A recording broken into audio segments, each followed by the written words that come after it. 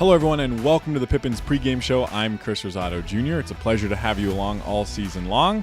Back here on YouTube as the Pippins open up their homestand this weekend with a series against the Walla Walla Sweets. Pippins are coming off a road trip to Ridgefield, just their second road trip of the season. They won the series opener on Tuesday night 10-1, but lost the last two nights. On Tuesday, the Pippins had all three phases of the game working on offense. Noah Williamson and Taylor Holder homered in that game. The Pippins also put together a 5-run ninth inning. On the mound, the Pippins used just Seth Kuykendall and Owen Wild. They split the innings right down the middle. Owen Wild pitched the final 4 1/3, struck out 8, and gave up no runs along the way. On Tuesday, Noah Williamson homered for his second straight game, but the Raptors' bats got hotter and they won 13-5. Last night, Willie Lajoie hit his first home run of the season as part of a 5-run third inning, and the lead changed 4 different times over the first 3 innings, but the Pippins failed to get more than one runner into scoring position in the last 4 innings of the game, and the Raptors walked away with a 13-9 victory. The Pippins have a chance to rebound tonight against the Walla Walla Sweets, who are third place in the North Division with a 6-6 record. After the break, we'll talk to assistant coach Cash Ulrich about responding after big losses and what he hopes to see from the team tonight. That is coming up right here on the Pippins Pregame Show.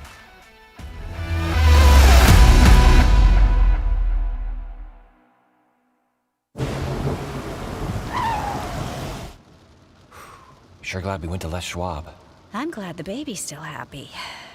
Well, I'm just glad that along with tires, Les Schwab also does brakes, alignment, and a bunch of other safety services. I mean, if we had gone to a cheap tire store instead, I'd be a doggone wreck. My thoughts exactly. Les Schwab Tires. Proud to be ranked #1 in overall customer satisfaction for aftermarket tire replacement by J.D. Power 2 years in a row. Our staff loves baseball, and we know how to match you with the perfect vehicle that fits your baseball lifestyle. We know that you'd rather be getting ready to head to the field or the big game, so we make sure you have the most efficient and stress-free experience as possible. So if you're a baseball fan in the market this month for a newer vehicle, go online or give us a call so that you can set up a time for you to experience our easy and upfront pricing and our hands-on trade-in process that will really ensure you have a great experience and get a great value while shopping with us. Harvest Auto, where we're happy to support you and the activities you love.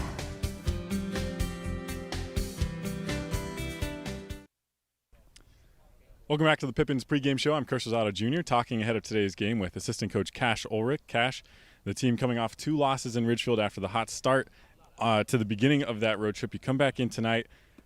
What do you tell the guys at the end of last night's game and coming into today to come back from those 2 losses with a fresh start in this series against Walla Walla? Yeah, absolutely. That's what it is a fresh start. We talked about sometimes losing can be exciting if you learn from it, right? So a lot of stuff to talk about after the last few games. You know, we had been rolling and doing a lot of things well, but some things popped up the last few nights that we were able to address, you know, to the team, and we're excited to be back home. There's a great vibe already today. The guys are fired up to be back at the Orchard, and hey, it's a new day. I mean, that's baseball. We got a lot of games in the summer, and I think the best teams are able to reset and get after it, you know, every day. And you come in tonight, you start a 3-game series against the Walla Walla Sweets. Obviously has big implications for the North Division standings. What do you look to see out of the guys, you know, body language-wise, composure-wise, as they come out in this game, depending on how things go, whether it starts hot or not for them? Yeah, just another game for us. I mean, we don't have too many high stakes on it. It's another game. We want to compete every game, every day, the same way. Be big with our body language every time. As we walk out to the mound, that's something we addressed after the games yesterday. Like, we got to have a presence, and that's something we'll look for our pitchers tonight, is to have a presence before the first ball's even thrown. Our hitters to walk up there with a lot of confidence, which they have been doing. We've been hitting the ball really well. All right, well, they look for confidence and to attack the Walla Walla Sweets as we get going. The first game of a 3-game series. We'll be right back with lineups and first pitch in a moment right here on the Pippins Pregame Show on the Pippins Broadcast Network. Stay connected and let Perry Technical Institute provide you with essential skills to take your career to the next level. Perry Tech offers 14 specialized programs, from instrumentation and industrial automation to medical technologies, agricultural and diesel equipment technology, and professional truck driving. In as little as 5 weeks, you could be on your way to a new rewarding career. Call Perry Technical Institute today at 509-453-0374 or visit perrytech.edu. What has not traveling this last year really cost us? How about our peace of mind? It's time for a change of pace. Time to put aside the stress of the last year and get a new perspective with Fly YKM. Take back the time you lost and save time for what really matters. It's time for Fly YKM. Fly faster. Fly safer. Visit flyykm.com and connect to over 88 cities today.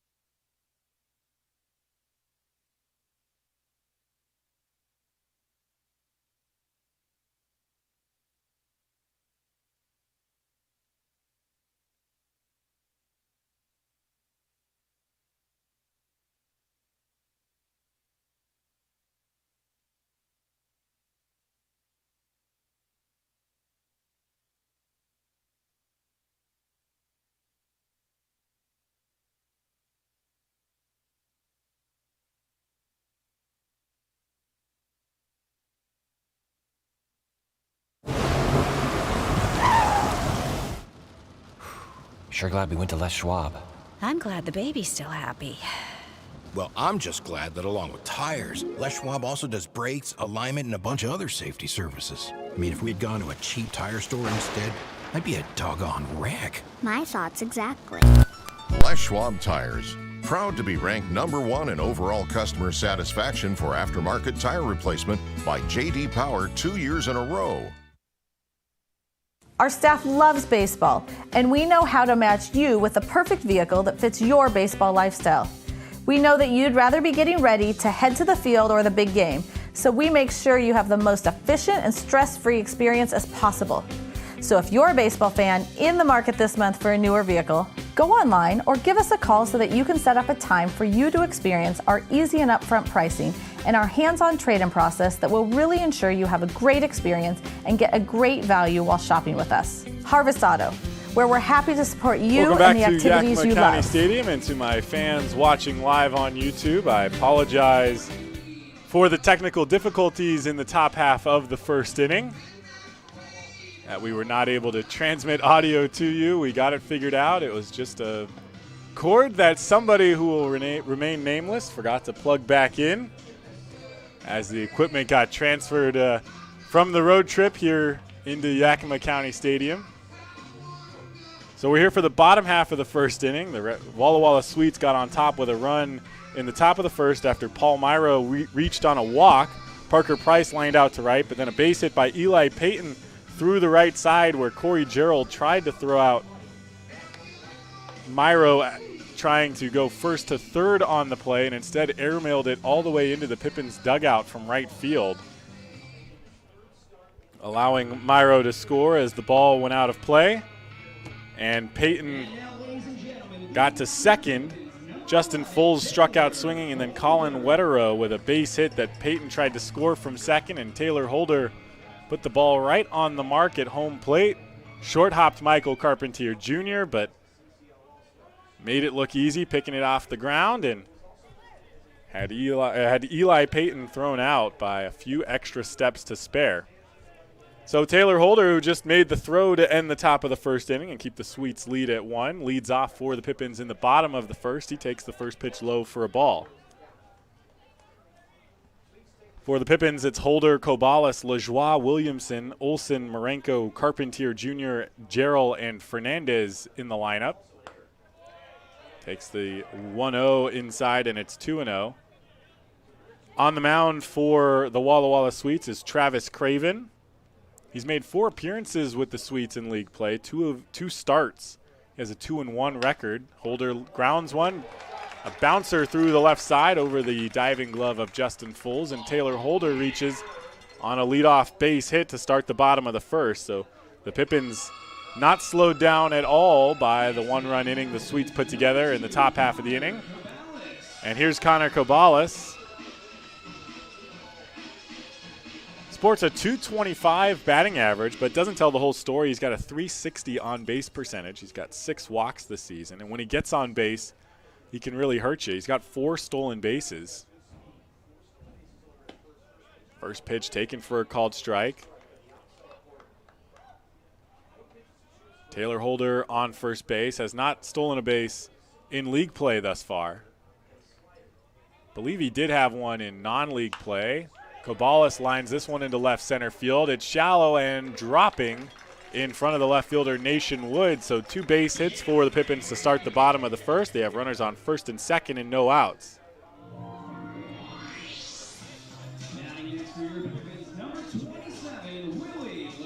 Lajoie, the first baseman tonight, will hit third today. Sporting a 12-game hitting streak. 15 straight appearances of at least getting on base. And the one game in that stretch that he reached on 2 walks, didn't get a hit. Takes the first pitch low for a ball.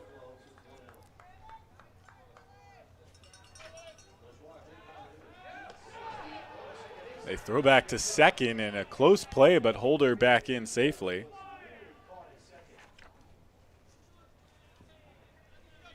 Lajoie, who's been hitting the ball well recently, hitting it far, Had his first home run of the season last night. The 1-0 is taken for a called ball, and he's ahead 2-0.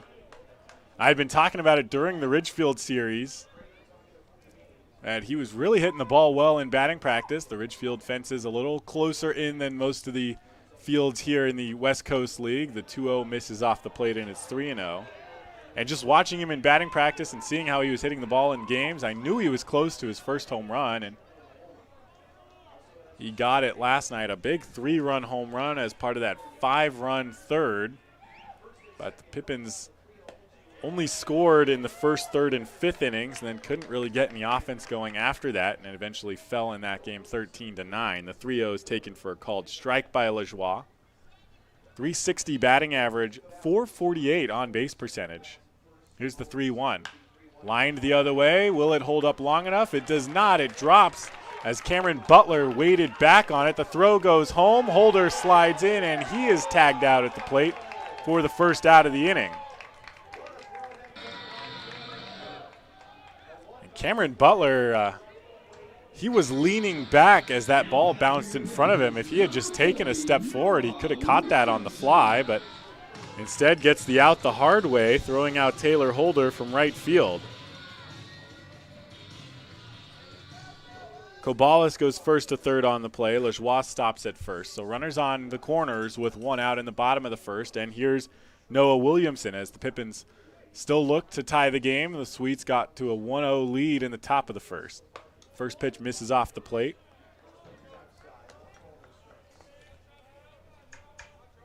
Williamson went 0 for 5 last night. He did reach once on a play where the first baseman, Kobe Morales, pulled his foot on what would have been an infield base hit. They credited it as an error, so Williamson officially without a hit last night. Takes the second ball, and it's 2-0. Showed some frustration in his last at-bat in Ridgefield. Talked to him before the game today. He said, hey, the sun came up today. It's another day. It's going to happen. Tips one back into the glove of Colin Wetterow, and it's 2-1. Said he showed back up today. Same approach, same swing in batting practice, and ready to get back at it. Here's the 2-1. Lined hard the other way to right. It will bounce off of the wall, and Williamson will score Kobalis from third. Lajoie hard charging all the way around to third, and Williamson with a stand-up double that bounces off the right field wall. And the Pippins do tie things up here in the bottom of the first inning. It's 1-1. Lajoie, not the fastest guy on the team, but was not going to rob Williamson of the double. Got to third in a hurry. So Lajoie on third, Williamson on second for Sam Olson with one out. Olson the DH here tonight. Caught last night. So gets a breather on the legs, but still in the lineup. Takes the first pitch for a ball. 500 batting average in league play. He's 10 for 20. So small sample size, but is hitting well. Here's the 1-0. And taken at the knees for a called strike. It's 1-1.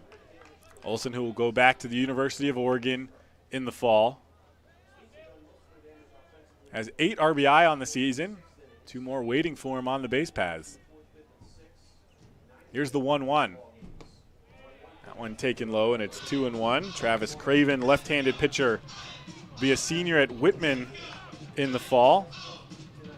3.14 ERA coming into the game in 14 1/3 innings pitched. He's walked 2 and struck out 18, so gets a lot of swings and misses. Here's the 2-1. Chopper left side. Lajoie will score from third. The throw goes to first, and Olson put out on the RBI ground out to score the second run of the game, and the Pippins take the lead 2-1 here in the bottom of the first.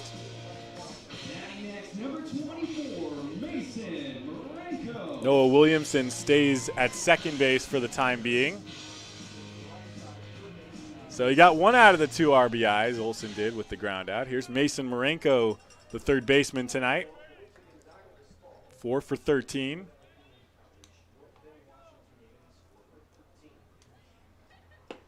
First pitch swinging and misses. Bats with Williamson on second and 2 outs. Left side of the infield playing deep against Mason Marenko. Showed some power in batting practice today. He's got some pop in his bat. Here's the 0-1. That one lined back to the backstop. It's 0-2. Just one double in league play, but was hitting the ball well during last week's stretch of non-league games.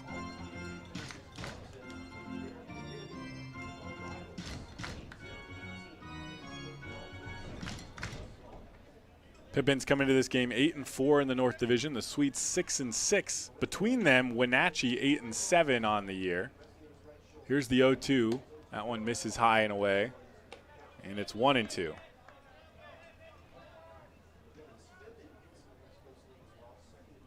Mason Marenko bats with 2 outs.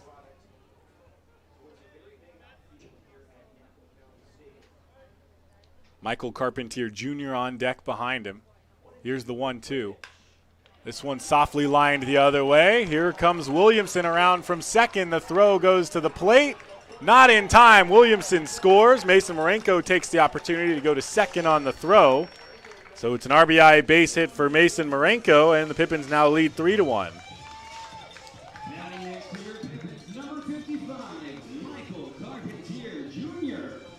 And here's the catcher, Carpentier, hitting 200 on the year.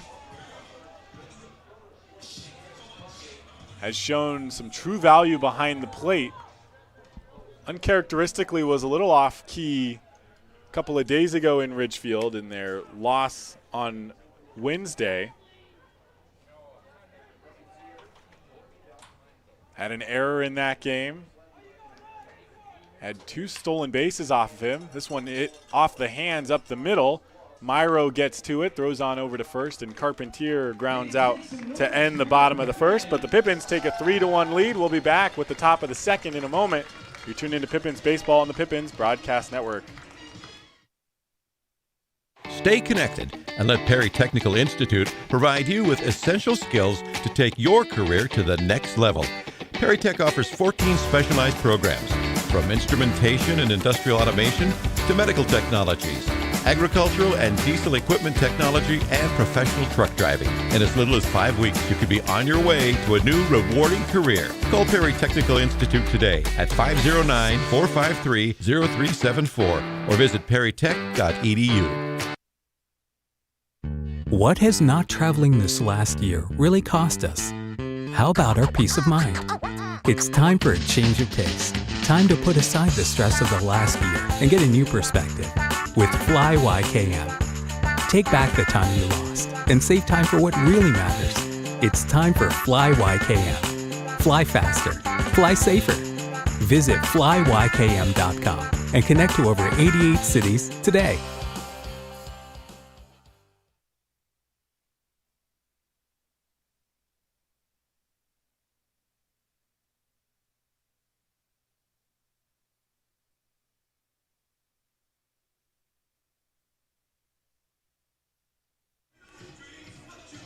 Welcome back to Yakima County Stadium as the Pippins host the Walla Walla Sweets in Game 1 of a 3-game series today, tomorrow, and Sunday. All the start times for these 3 games have been pushed back slightly because of the extreme temperatures in the area.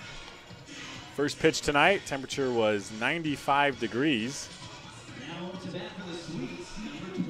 Slightly lower than anticipated.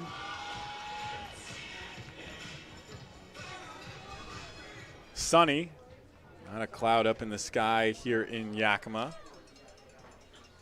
So a little warm, but otherwise a great day for baseball here in the Yakima Valley. It's 6, 7, and 8 for the Sweets to lead off the top of the second. First batter, Seth Ryberg. It's a called strike to start his at-bat. Paul Myro led off the top of the first with a walk, came around to score, thanks in part to the base hit by Eli Payton and Corey Gerald's throwing error. The 0-1 is popped out of play by Ryberg, and it's 0-2. But after that, Kirby Robertson settled in. A little bit of help from Taylor Holder out in left field as well. Throwing one right on target to Michael Carpentier Jr. at home. The 0-2 over to shortstop Connor Cobalis. The quick throw over to first, and Lajoie stretches out for out number 1.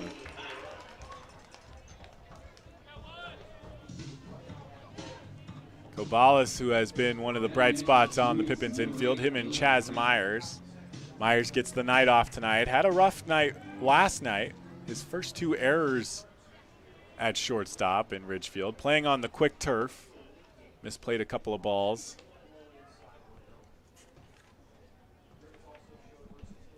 Mason Marenko plays third base tonight. Alex Fernandez at second base. He played right field in his debut on Wednesday night in Ridgefield as William Grimm starts off with 2 balls. And at first base is Willie Lajoie, Carpentier behind the plate. Here's the 2-0.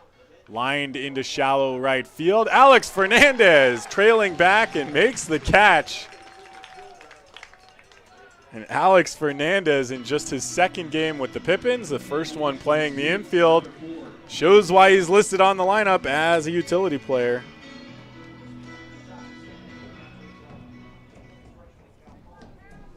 He has shown a comfort level since joining the team that even for this team where everyone seems to get comfortable as soon as they show up is just impressive for being a true freshman. He'll be a freshman at UCLA in the fall. Here's the 0-1 to Cameron Butler. That one taken inside for a called ball, and it's 1-1. Butler, the right fielder for the Sweets, bats with 2 outs and nobody on here in the bottom of the second. Here's the pitch from Kirby Robertson. Gets him on the fastball swinging, and it's 1-2. Butler hitting .250 in league play. 13 strikeouts. Here's the 1-2. Lines that one back to the backstop, and it's still 1-2. In last week's stretch of non-league play, the Sweets, or Cameron Butler for the Sweets, had 5 strikeouts. Here's the 1-2. Popped up right field. Looks like it's tailing foul. Corey Jarrell makes the catch right at the line on what would have been a fair ball. And that's out number 3. So Kirby Robertson sets the Sweets down in order here in the top of the second. We head to the bottom of the second. Pippins lead 3-1. We'll be right back. You're tuned into Pippins Baseball on the Pippins Broadcast Network.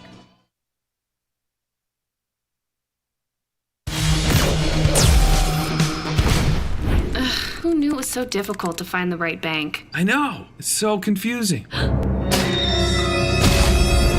Checking out your banking options? Oh, sounds overwhelming. The common certainty! Enough! With Banner Bank, it's easy to manage your finances, and help is here when you need it. Be gone, Cloud! Oh! Wait! Built for action, built for banking. Banner Bank. If we win the lottery, we'd remodel our home. We'd start with the kitchen.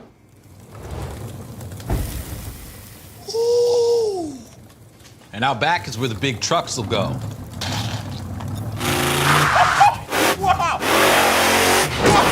Ben, you don't even live here anymore? Hey, don't forget about Grandma.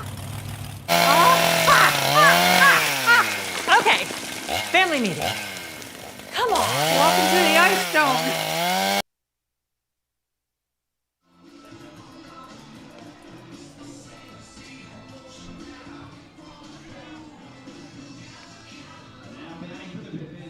Welcome back to Yakima County Stadium. It's 8-9-1 for the Pippins here in the bottom of the second. They sent 7 batters to the plate in the first inning.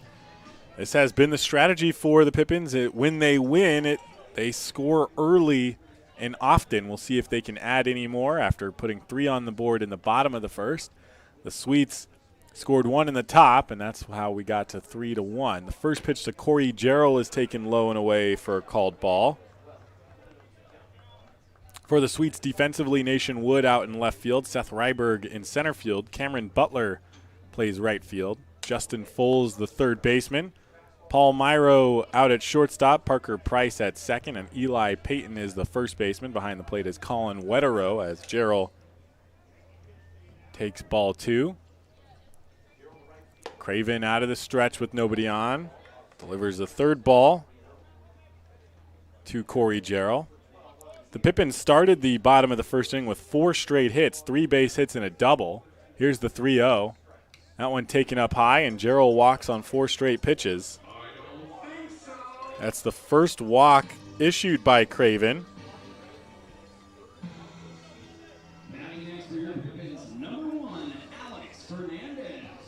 And here's Alex Fernandez, who made the terrific play out at second base in just his second game with the Pippins. His high school season came to an end about a week ago. Played for San Marcos High School. Team made it all the way to the semifinals of the CIF San Diego section playoffs before losing. Takes the first pitch for a called strike. Played in that tournament against his future teammate Bryce Martin Grudzalonic's high school team. Knocked them out. The 0-1 bounce back to the pitcher Craven, who goes to short, but Fernandez too quick down the line. So they get the lead out at second, and Fernandez reaches on the fielder's choice.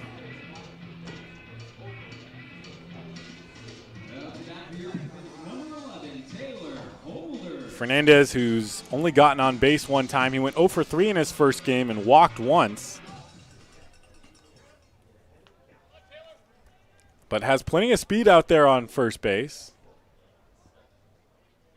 Has been clocked at a 6.58 60-yard dash. The throw goes over to first as Craven, the lefty, just stepped off and threw over. A great move, but Fernandez back in standing.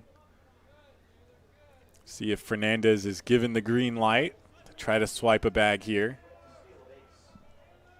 Here's Taylor Holder. First pitch taken low, bounces in, and it's a ball. Holder had the leadoff base hit in the bottom of the first, ended up getting thrown out at the plate trying to score on the base hit by Willie Lajoie. 2 runners already in just the first inning were thrown out trying to score. Grounded over to the third baseman, who couldn't play it quick enough to get the throw over to second. He recovers in time to throw out Holder at first in a close play, and Fernandez moves to second. That ball got to Foles in a hurry, and it was in his glove, but then popped out and had some trouble collecting it again. Just gathered it in time to get it over to first. Holder almost beat it out. So here's Connor Cobalis, who also had a base hit in that first inning, with Fernandez on second and 2 outs. Takes the first pitch for a called strike.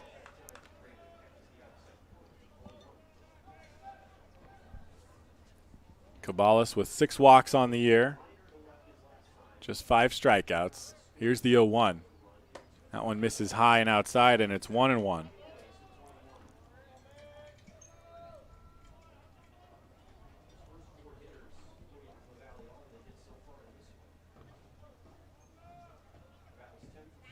Here's the pitch from Craven. Popped up just past the infield. Parker Price from second base ranges back, and it pops out of his glove. Alex Fernandez, who was running on the play, scores right after the ball drops, and Connor Cobalis will take the error, and the Pippins make it 4-1 on a routine pop fly just behind second base.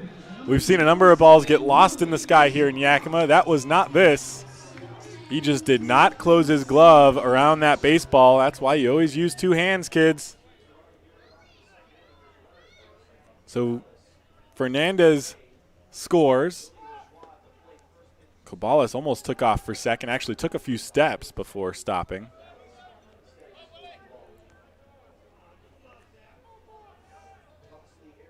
So Cobalis on first. Lajoie bats with 2 outs and a 1-0 count. The pitch. Backdoor breaking ball that did not come back over, and it's 2-0. Cobalis on first has 4 stolen bases so far this season in league play. Here's the 2-0. Grounded to the left side. Paul Myro plays it on the hop. The throw over to first in time, and Willie Lajoie grounds out to finally end the second after the Pippins add 1 on the error by Parker Price. That'll take us to the 3rd inning. The Pippins now lead 4-1. We'll be right back. Tune in to Pippins Baseball on the Pippins Broadcast Network. Be it energy efficiency hero. Install high-efficiency natural gas equipment, and you can be just like Cascade's most energy-efficient player of the game. Match his ERA of $710. Put some runs on the board by upgrading your furnace, improving your home's insulation, and switching to a condensing tankless water heater. Cascade's bench is deep with both residential and commercial incentives. Check them out at our website or give us a call and be an energy efficiency player of the game. What's worse than standing in line at concessions? Now you can satisfy your appetite while remaining in your seat. With the mobile app Fan Food, you simply select Express Pickup and order your food. It is that simple. You deserve a VIP experience. Download Fan Food today.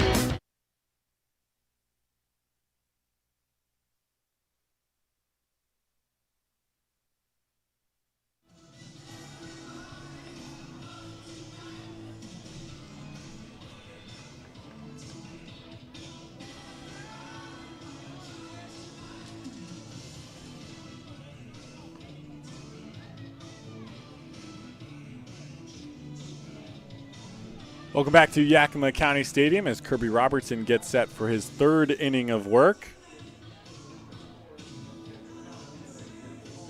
Now back for the sweeps, number 6, Nation Wood. Nation Wood, the bottom of the order for the Sweets, will lead things off. It will be 9, 1, and 2, so Wood, Myro, and Price. Wood 2 for 14 in league play, went 4 for 7 in non-league play, the 6 games the Sweets just played before coming into today. Wood takes a first pitch called strike.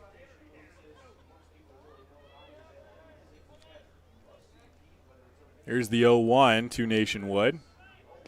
That one taken for a called strike, and he's now quickly behind 0-2.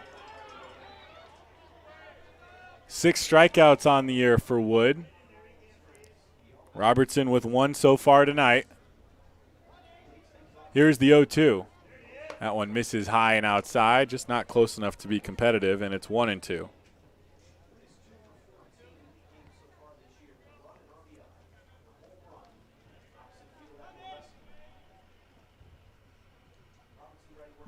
The 1-2 just misses low, and it's now 2-2 for Wood. Robertson works out of the windup with nobody on. Works at that higher pace we've become accustomed to with this Pippins pitching staff. That one fouled away into lefties. And it's still 2-2 for Wood.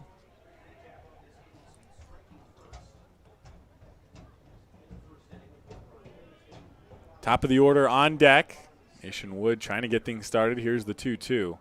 That one outside, lined the other way to Taylor Holder. It hung up long enough, and he makes the catch at his chest for out number 1. Getting plenty of help from his defense, Kirby Robertson is. Letting those pitches get into play. He's mostly a pitch-to-contact pitcher, like a lot of these pitchers we've seen, the starters at least from the Pippins. Came into the game with just 4 strikeouts over 6 innings of work. Here's the first pitch taken for a called strike by Paul Myro.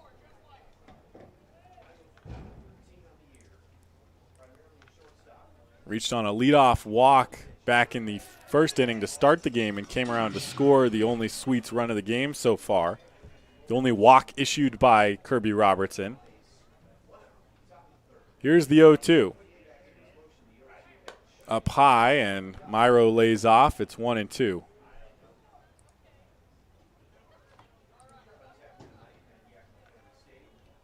1-2. Robertson threw the windup. Breaking ball that was inside to Myro. Curved in so it didn't hit him, but came close. Here's the 2-2. That one fouled off his ankle, and we'll try again.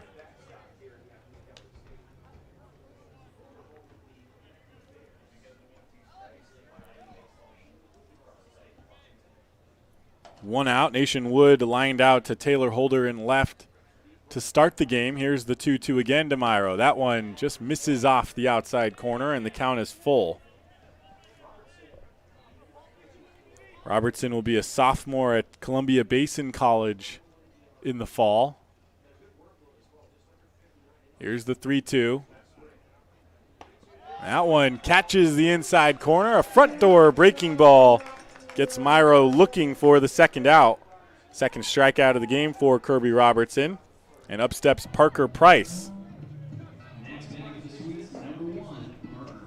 Price lined out to Corey Jarrell in the first inning, was the first out of that inning. Here's the first pitch here in the third. Takes that one in the dirt, and it's 1-0. Price out of Northwest Nazarene. Shadows covering the home plate area as this game got started later than the normal 7 o'clock start times here in Yakima. So the Shadows quick to cover home plate as one fouled away by Parker Price. And left field in the shadows as well. Most of the rest of the field is still in daylight. The 1-1 lined again to right field. Corey Jarrell takes a couple steps back and makes the catch for out number 3. So Parker Price lines out to right twice today. And that's all she wrote in the top of the third. We head to the bottom half. The Pippins lead 4-1. We'll see if they score again for the third straight inning. We'll be right back. You're tuning to Pippins Baseball on the Pippins Broadcast Network.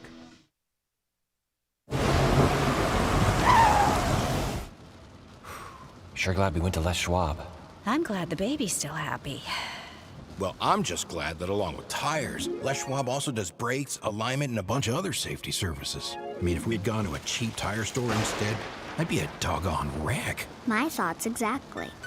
Les Schwab Tires. Proud to be ranked #1 in overall customer satisfaction for aftermarket tire replacement by J.D. Power 2 years in a row. Our staff loves baseball, and we know how to match you with the perfect vehicle that fits your baseball lifestyle.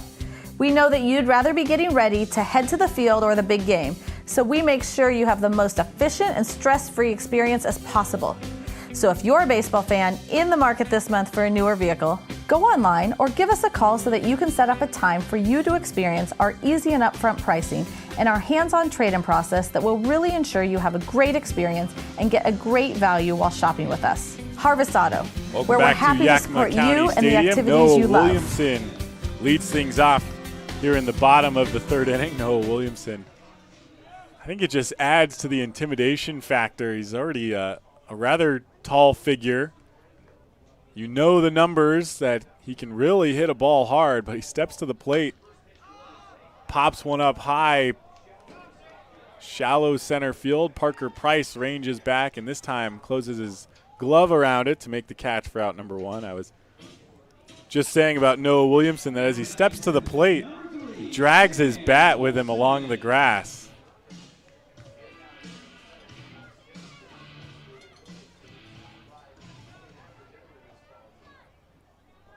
Here's Sam Olson, who had a quick chat with Will Bennett behind the plate before he dug in.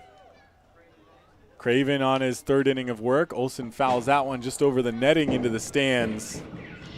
Be a souvenir for a young fan who races after it.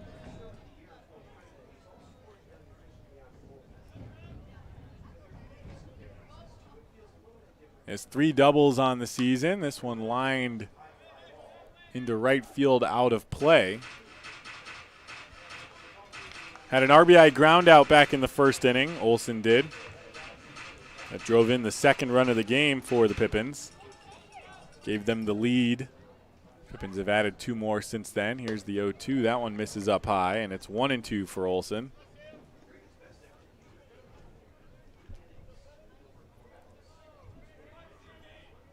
Craven out of the stretch. Here's the 1-2. Chopper right side. Price fields that one and makes the throw over quickly. Sam Olson was just over halfway down the line, and that's out number 2.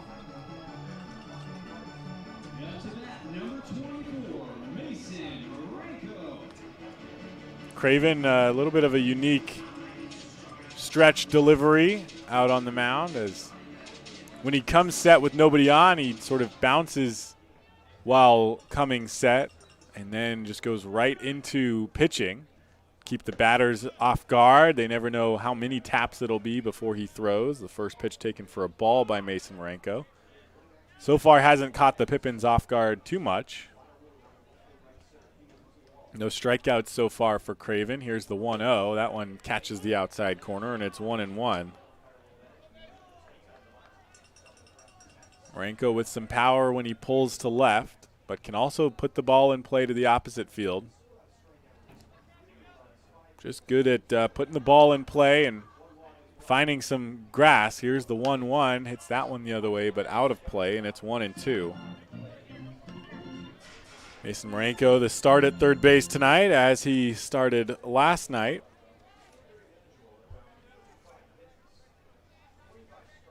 Him, Chaz Myers, and Spencer Marenko, his brother, tend to rotate around second, short, and third. Here's the 1-2. That one taken for a called ball.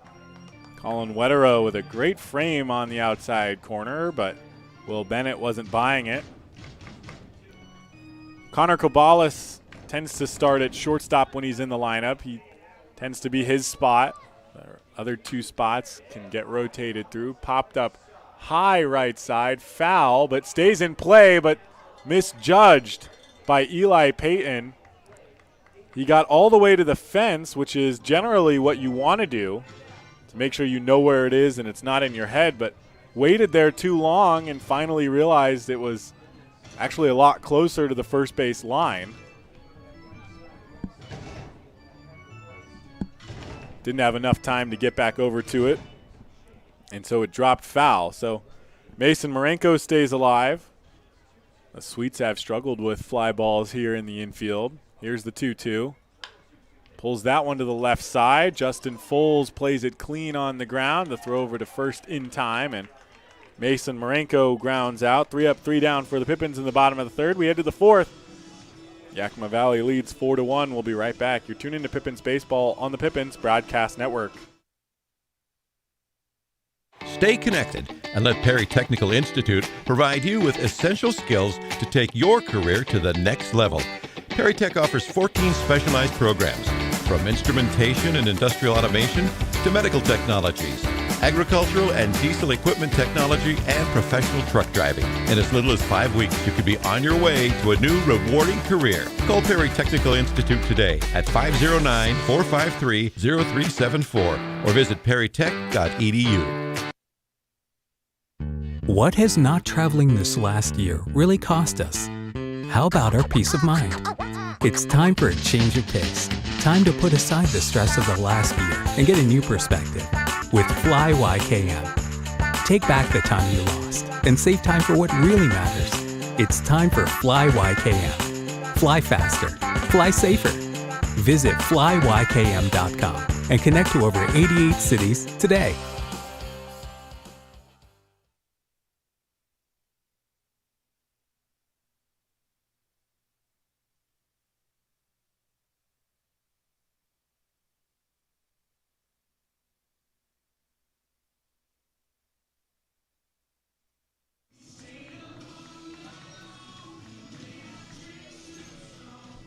Welcome back to Yakima County Stadium. Kirby Robertson will pitch the fourth inning. Through 3 innings, he's given up 2 hits, 1 run. It was earned. Walked 1 and has struck out 2. Nice little productive outing thus far for Kirby Robertson as he looks to keep it going in the fourth. He will face Eli Payton, Justin Foles, and Colin Wetterow. It's 3, 4, and 5, the heart of the lineup for the Walla Walla Sweets.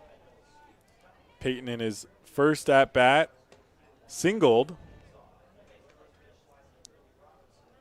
And as Paul Myro was trying to go first to third on the play, he singled to right. Corey Jarrell tried to throw to third and instead threw it on a line into his own dugout, allowing Myro to score and Payton to get placed on second base. But the Sweets couldn't add any more after the miscue. Here's the 2-0 to Payton. That one taken low, and it's 3-0. Payton, this is his first West Coast League appearance for the Sweets. Here's the 3-0. Hard hit grounder first base side. Willie Lajoie plays it to his left, picks it up, and steps on the bag himself for out number 1.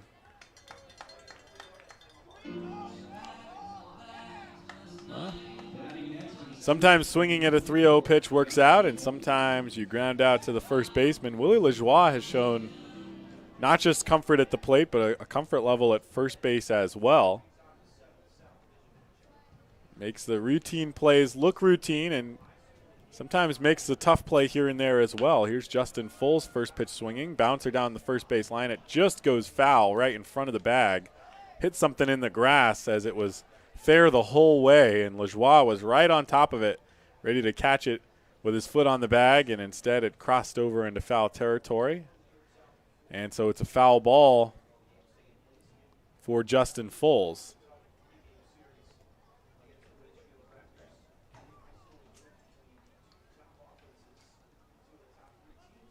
Fulls a lefty, just like Peyton. Here's the 0-1. That one taken at the knees for a called strike, and it's 0-2. Fulls will be a senior at St. John's College in the fall. Here's the 0-2. Backdoor breaking ball, swings at that one and drives it back up the middle for a base hit. It's the first hit in a couple innings for the Walla Walla Sweets, but Justin Fulls gets on with one out here in the top of the fourth.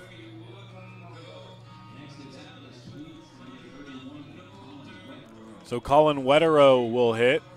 It's from the left side as well.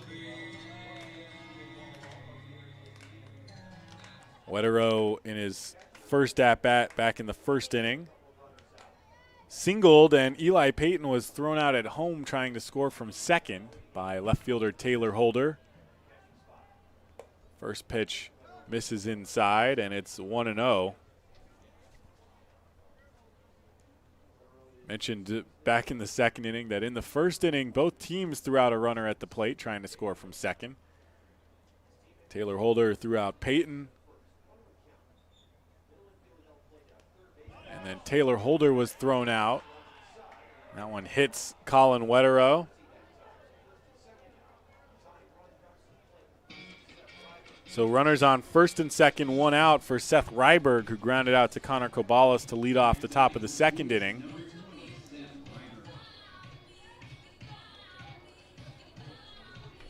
The Sweets scored the one run in the top of the first. The Pippins scored 3 in the bottom of the first and then added another one in the bottom of the second. Neither team scored in the third. Here in the fourth, the Sweets with a chance to tie things with 2 on, and Seth Ryberg at the plate also bats from the left side. Here's the first pitch. Fouled off the end of the bat back to the backstop, and it's 0-1 quickly to Ryberg. Ryberg hitting .227 in league play, but a home run, his lone extra base hit. Can punish a badly placed pitch. Here's the 0-1. That one bounces in. Carpentier keeps it out in front of him, and it's 1-1. Robertson had a little bit of trouble in the first, but his defense rallied around him to get him out of it with just the 1 run. Defense made some plays in the second and third innings. Here, 2 runners on. Robertson popped up by Ryberg, and it's 1-2 as it goes out of play. William Grimm on deck, also a left-handed hitter.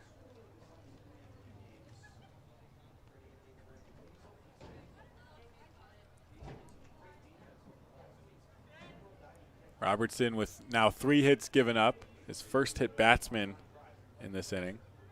Here's the 1-2 backdoor breaking ball that does not come through the back door. And it's now 2-2.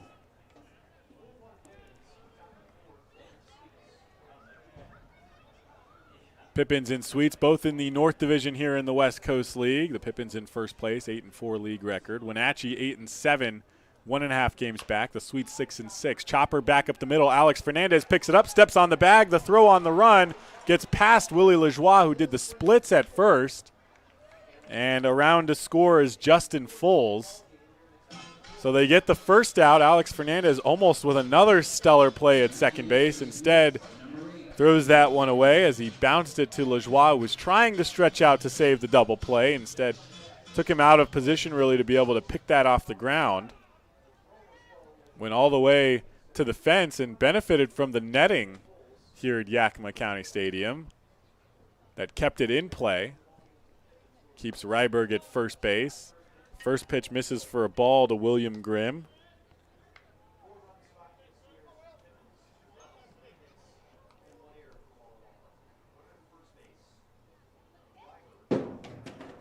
The 1-0 misses low, delayed steal. Carpentier down to second, and it's caught by Kobalis, but Seth Ryberg steals second base, his third stolen base of the year, and Carpentier, even on the delay from not being able to see Ryberg take off initially, a delayed steal with the left-handed batter at the plate. Carpentier popped out, still got the throw down quickly as he had enough time to load up and really juice one down there, but the middle infielders also weren't aware that Ryberg was running, and so they weren't there to make the tag. Otherwise, Ryberg still might have been hung out to dry at second base and instead ends up with the stolen base. It's 2-1 for William Grimm with the runner on second and 2 outs. Here's the pitch. That one catches the outside corner, and the count is even 2-2.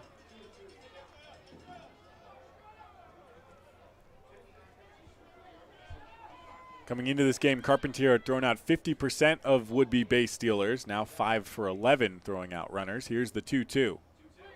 That one misses up high, and the count is full for William Grimm. Hit a line drive to shallow right that Alex Fernandez raced back and made the catch on.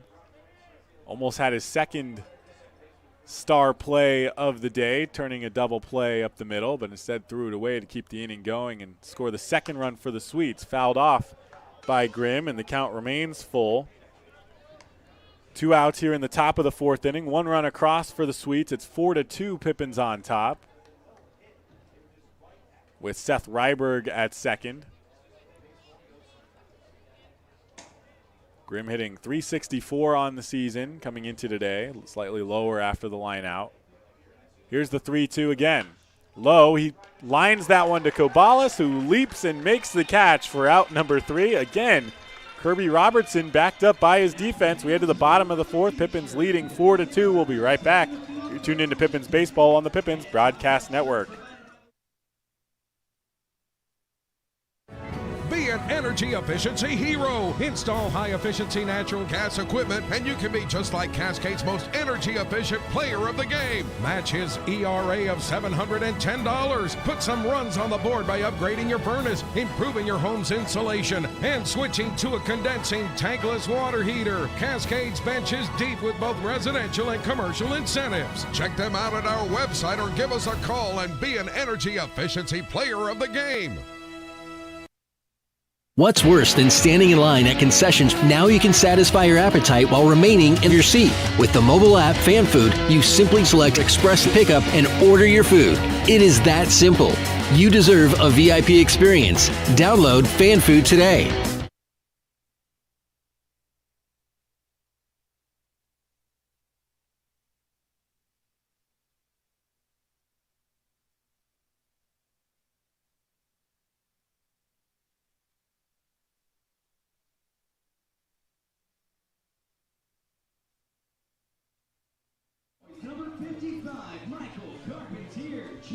Welcome back to Yakima County Stadium. The Pippins lead 4-2 here in the bottom of the 4th inning. It's 7, 8, and 9 for the Pippins. Michael Carpentier Jr. Corey Jarrell on deck. Alex Fernandez behind him. And the first pitch of the inning hits Michael Carpentier Jr. on his lead elbow. And he will take the base. Grounded out to end the 1st inning. Starts the 4th. Getting hit by the pitch, and here's Corey Jarrell, who had a walk back in the 2nd.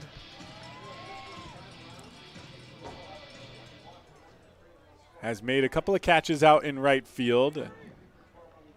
During the Ridgefield trip, talked to him about playing the outfield. Lines one straight into the stands for the first strike. And he told me he credited his some of his improvement on the defensive side of the ball out in the outfield to Chase Graves, who spent some time teaching him about first step reads on balls off the bat and playing fly balls and line drives. And so far has been paying off. Making those catches. Has made a couple of diving plays out in the outfield as well. Fouled another one off his own foot. Jarrell behind 0-2. Has a strong arm that is usually accurate, but just misjudged things a little bit back in the 1st inning. Otherwise, he's impressed with his ability to put the ball on whatever defender he's trying to get it to. Pokes that one the other way, past the glove of Justin Foles. Around to third goes Michael Carpentier Jr. as Nation Wood just now gets the ball back into the infield. So Corey Jarrell with a double puts runners on second and third and no outs for the Pippins here in the bottom of the fourth.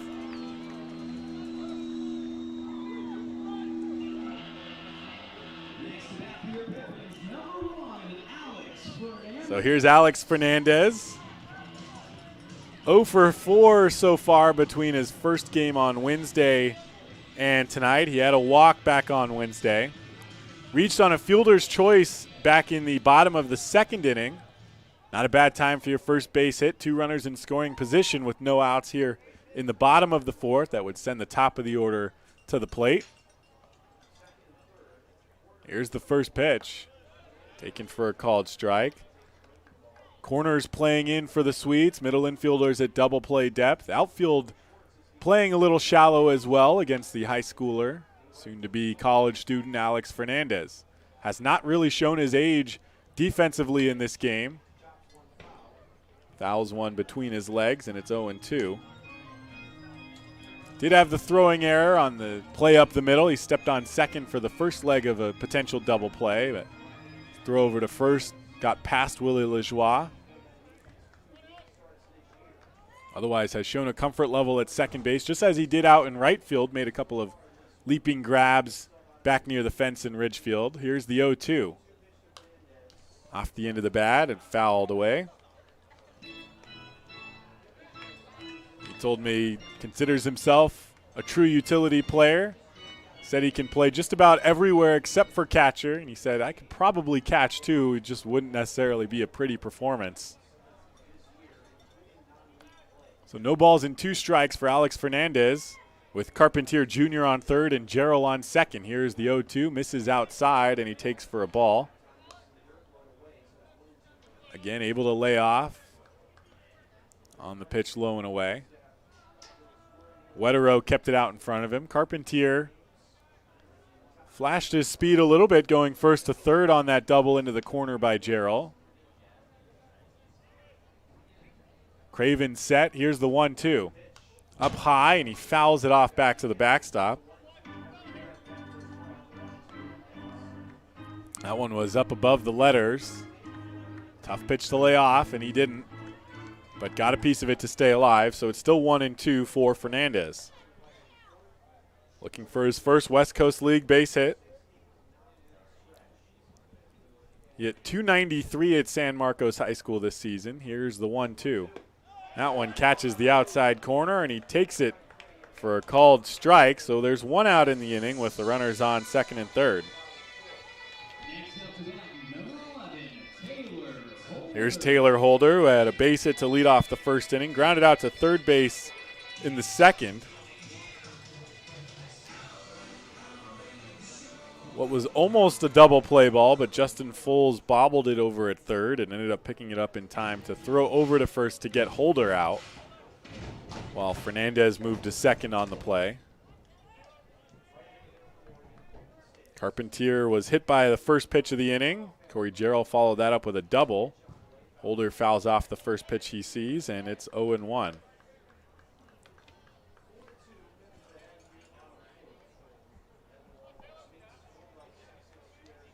Pippins out in front by 2, looking to add to it. Scored 3 in the first, 1 in the second. Were held scoreless in the third as they were sent down in order. Started with the 7, 8, 9 hitters, and here they are, the top of the order in the bottom of the fourth. Swung on, and not a foul ball, but bounced off the glove of Wetterow, but not far enough for Carpentier to score. I think there might have been some confusion as someone thought it was a foul ball. Judging from just how the play looked, it looked like a foul ball from up here as well. But just called a strike by the home plate umpire, Will Bennett. So no balls and 2 strikes for Taylor Holder. 1 out, runners on second and third. Craven comes set. Here's the pitch. Checks his swing, and they say he went around. It's in the dirt, so Wetterow will have to throw to first. Carpentier hangs out at third base, so 2 outs now. 2 strikeouts in a row for the Pippins after getting the first 2 runners into scoring position. Brings Connor Cabales to the plate. Reached on a base hit in the first. And in the second, popped up in what should have been the third out of the inning, but it popped out of the glove of second baseman Parker Price that allowed Alex Fernandez to score from second. Here's the first pitch to Cabales. First pitch swinging, hit that one high to straightaway center field. Seth Ryberg underneath it and makes the catch for out number 3. So the first 2 Pippins batters get on and get to second and third, but the next 3 go down in order, and so 2 stranded for the Pippins in the bottom of the 4th. We head to the 5th. Pippins lead 4-2. We'll be right back. You're tuned in to Pippins Baseball on the Pippins Broadcast Network.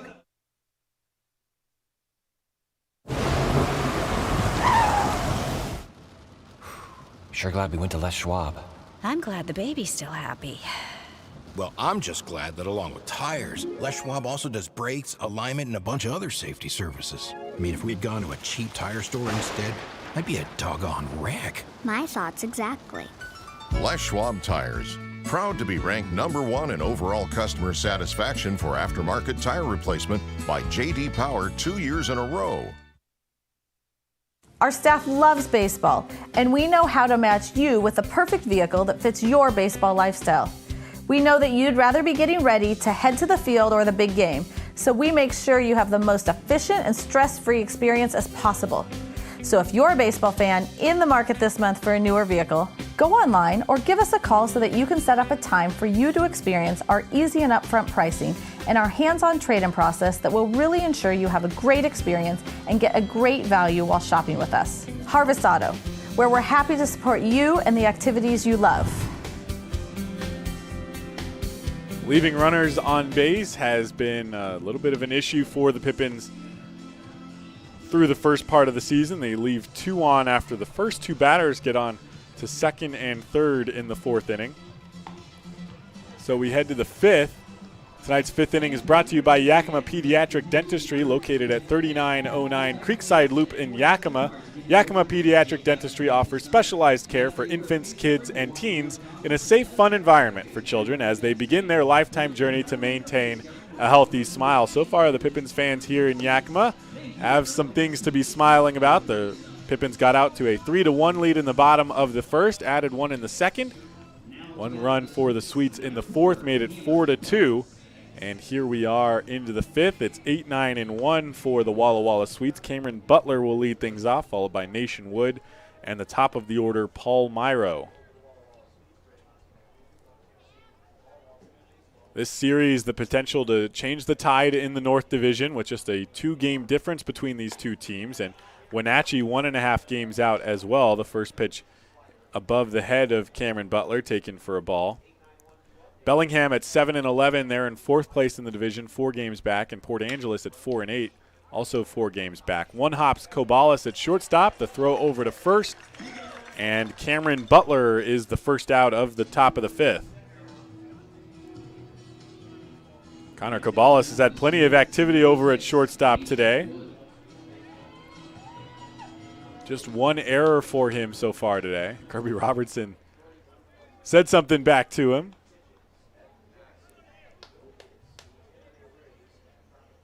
Here's Nation Wood. First pitch taken low for a ball.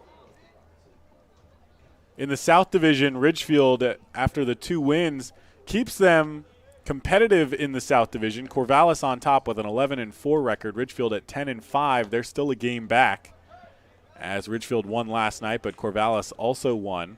Cowlitz and Portland tied at 5-7. They're 4.5 games back in the South, and Bend at 5-10. They've gone on a little bit of a run here in the last few days. They're 6 games back. Popped up by Nation Wood to left field deep. Taylor Holder makes his way back to the warning track and makes the catch for out number 2. A little bit of a scary area to hit a deep fly ball out in the left field corner as that fence juts back in towards the line at the last second. So you get all that little bit of space out there that would normally be routine fly ball territory that can suddenly turn into a home run. So here's Paul Myro making his 3rd trip to the plate. Walked once and struck out looking in the 3rd. Here's the first pitch. That one inside and misses for a ball.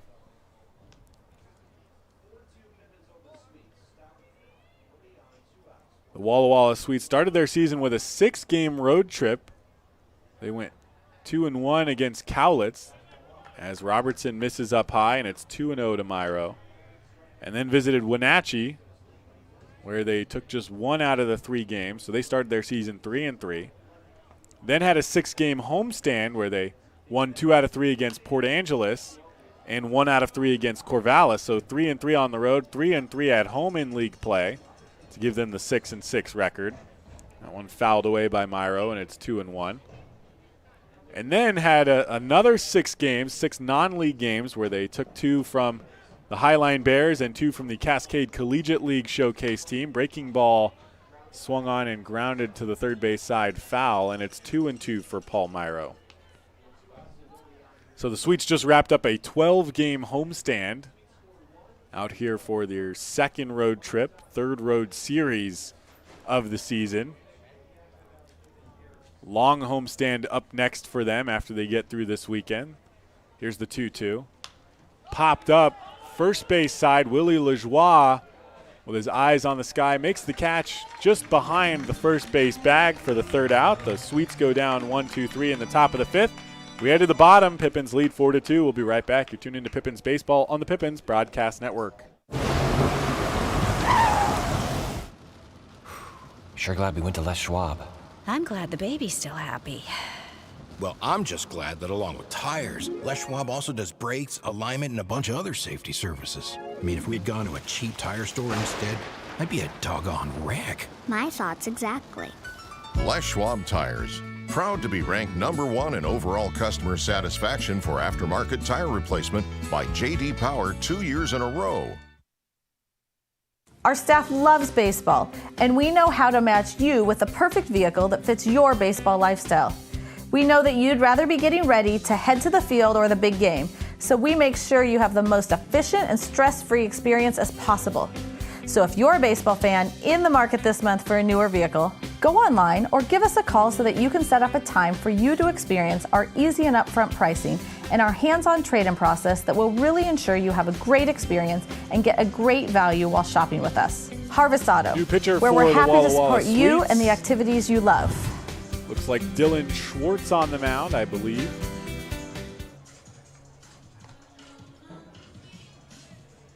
Working out of the stretch during his warm-up pitches, and it does look like Dylan Schwartz.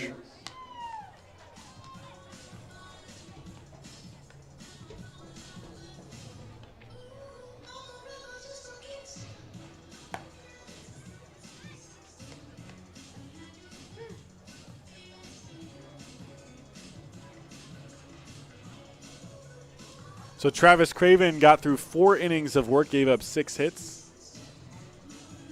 4 runs, 3 of them earned, walked 1, hit 1, and struck out 2 during his time. And Dylan Schwartz will take over, a right-hander. And he will face the heart of the Pippins lineup. Willie Lajoie, Noah Williamson, and Sam Olson, 3, 4, and 5 to get things started here in the bottom of the 5th inning.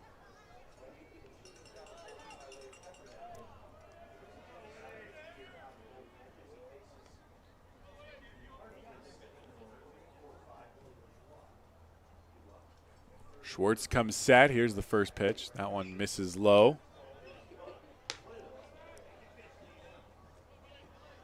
The Sweets got on the board first with 1 in the top of the 1st thanks to the throwing error by Corey Jarrell. Pippins responded with 3 runs in the bottom of the 1st to take a 3-1 lead. Made it 4-1 with a run in the 2nd as Lajoie skies this one to center field.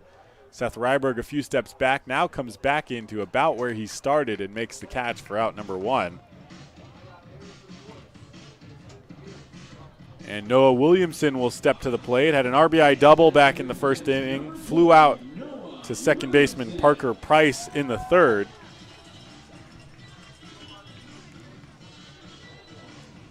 One for 2 today.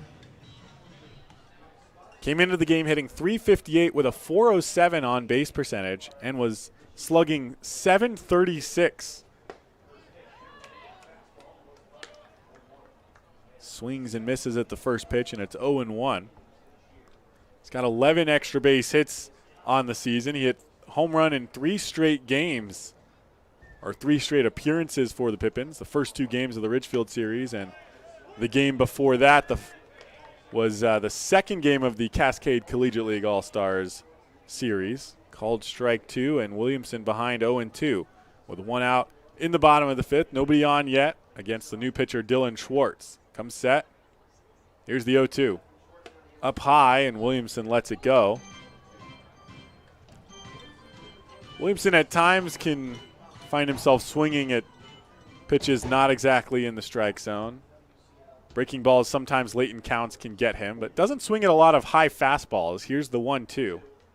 And swings at that one, but it gets away from Wetterow, who has no idea where it is. Dylan Schwartz races into foul territory. He's the first one to get to it, as Wetterow had no idea where it was, and his teammates weren't helping him out much. So Noah Williamson reaches on the drop third strike. That's the second time this season that Noah Williamson has reached on a drop third strike.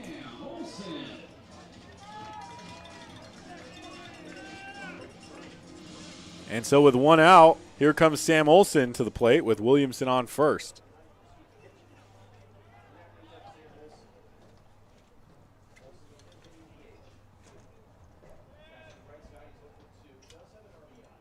Here's the first pitch to Olson. Catches the outside corner, called a strike.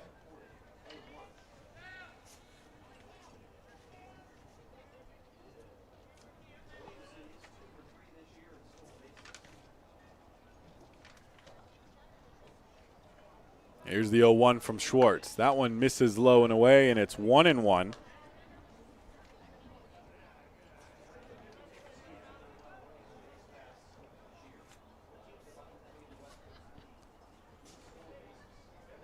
One count to Sam Olson. Dylan Schwartz brings his hands up above his head and then down to belt level when he comes set. The 1-1 misses away, and it's 2-1. Kept out in front by Wetterow, so Williamson stays put.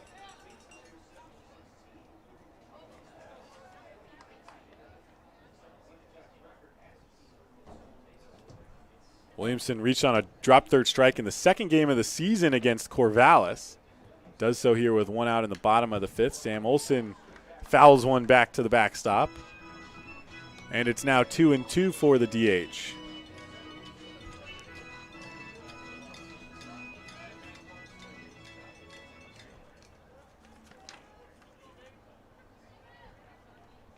Olson played on Tuesday and Thursday in Ridgefield, caught both games.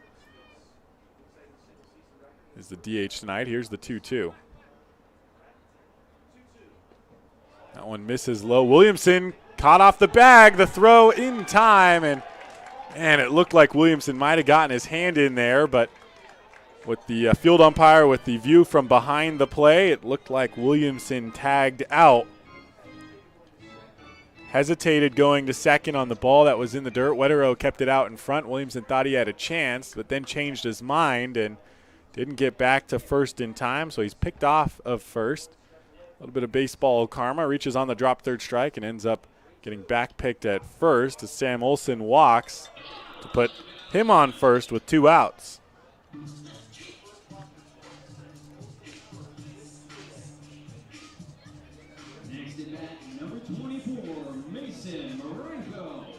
So here's Mason Marenko, who's 1 for 2, had an RBI base hit in the first and grounded out to the third baseman in the third. Pippins haven't scored since the second inning. Here we are in the bottom of the 5th, 2 outs. Sam Olson on first.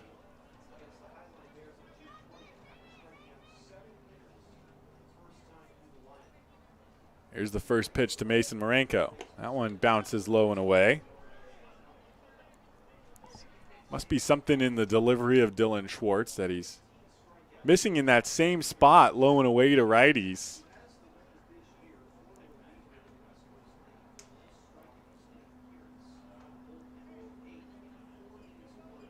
Sam Olson leads off on first. He just walked. Here's Mason Marenko, the 1-0. That one, they slow it down, and it catches the outside corner, so 1-1 for the third baseman, Mason Marenko.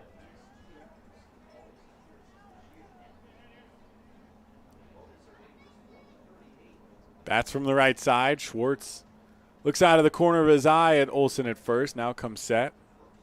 Checks again. Here's the 1-1. And that one, breaking ball, misses low again. 2-1 to Mason Marenko.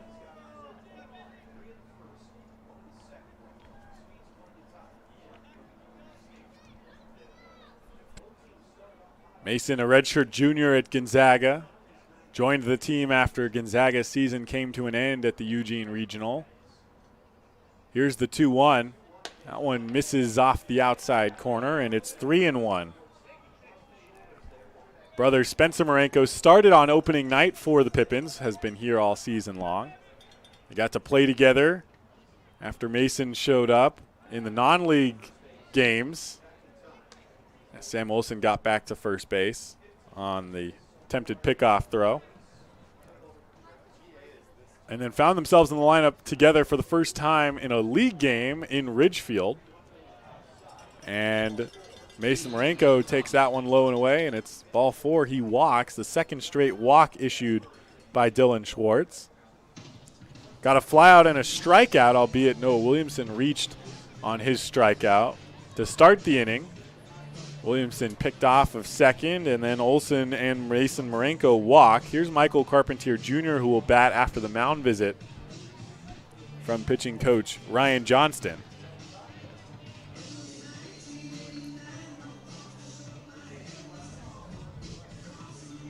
Schwartz, like I said, having some trouble with that low outside corner, missing there with the fastball to righties. Here's a left-handed hitter, Michael Carpentier Jr. Not missing bad enough to where it would hit a lefty, but just way less competitive of a pitch when it's low and inside to a lefty versus low and away to a righty, who might see the pitch out of the hand and think it might bite the outside corner. Even if a lefty reads it out of the hand as a possible strike in the low inside corner, that's not a pitch that they're looking to hit. Here's the first pitch to Carpentier, and missed outside on the slider. It's 1-0. Carpentier grounded out to the shortstop in the first inning to end the bottom of the first inning after the Pippins scored 3, and then was hit by the first pitch of the inning in the bottom of the 4th. Bats here in the bottom of the 5th. Runners on first and second and 2 outs for the catcher. Like I said, seemed a little bit out of rhythm in his first appearance back after dealing with a hand issue over the last couple of weeks on Wednesday, but has not shown himself being out of rhythm tonight. The 1-0 misses up high, and it's 2-0. Narrowly threw out Seth Ryberg stealing second base when Ryberg had a great jump on a delayed steal with the left-handed batter at the plate. Got the ball down in time, but the middle infielders just weren't there. Caught the defense off guard on the play. Here's the 2-0 to Carpentier. Schwartz comes set. And the pitch. Fouled off out of play. So 2 balls and 1 strike for Carpentier. Swung at the first pitch he saw in the first inning to ground out, and then was hit by the first pitch he saw in the 4th. So this is the deepest he's gotten into a count here tonight. 3 pitches in. Sam Olsen on second base, the shortstop playing near him. Mason Marenko with a big lead at first as Eli Payton is playing way behind him. Here's the 2-1. Taken low inside. Like I was saying, that even if that does get read as a strike out of the hand, that's not a good-looking pitch to hit. And with a 1-strike count, Carpentier would rather take it, and he does, and it's called a ball. So 3-1 for the catcher. Out of California Baptist University, will be a sophomore in the fall. California Baptist in a transition, in their second year of a transition to the D1 level. That one misses for a ball. Michael Carpentier Jr. walks. It skipped back to the backstop, but everyone moved up a base anyways. And the bases are now loaded with 2 outs for Corey Jarrell after the 3rd straight walk issued by Dylan Schwartz. Jarrell also a left-handed hitter. I'll see with Schwartz after a little bit of a pep talk from his middle infielders. Can throw some strikes. Again, same deal for Corey Jarrell. That low inside pitch is not going to look very competitive to him. But if the danger is that if he leaves it just a little bit up where it might be a strike, Corey Jarrell is able to pull those pitches. We've seen him do it before into right field. Doubled back in the 4th inning to the opposite field down the third base line. Bases loaded and 2 outs. Here's the first pitch to Jarrell. Swings and misses.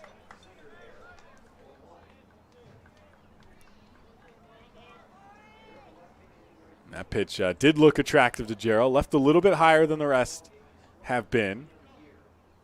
Offered at it. Swung over top of it. Here's the 0-1. That one misses outside by a wide margin, and it's 1-1 to Jarrell, who, among other things, has tended to show a balanced approach at the plate. In 12 at-bats, has struck out just twice.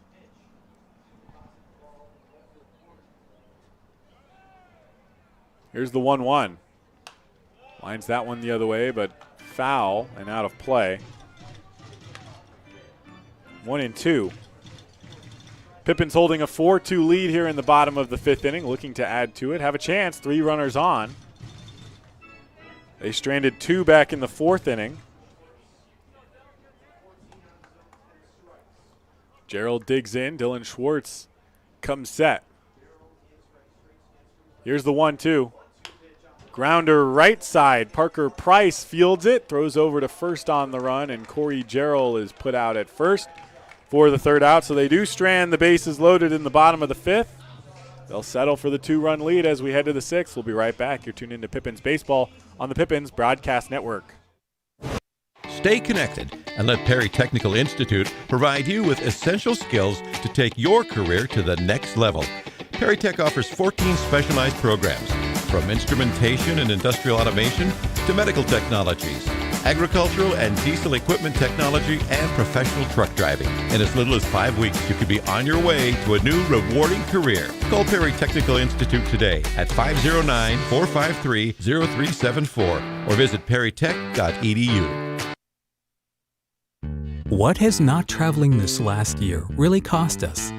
How about our peace of mind? It's time for a change of pace. Time to put aside the stress of the last year and get a new perspective with Fly YKM. Take back the time you lost and save time for what really matters. It's time for Fly YKM. Fly faster. Fly safer. Visit flyykm.com and connect to over 88 cities today.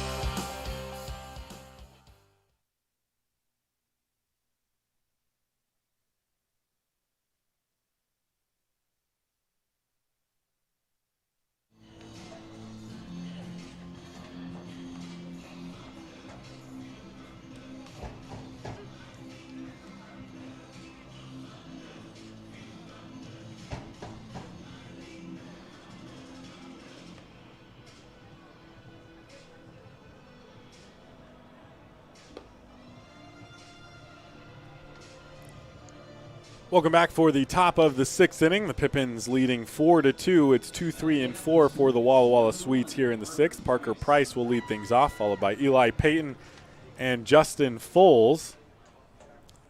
Kirby Robertson back out for a 6th inning of work.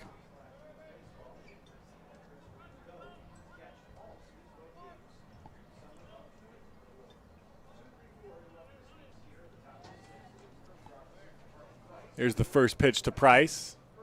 Breaking ball that stayed up high, and it's 1-0 to Price.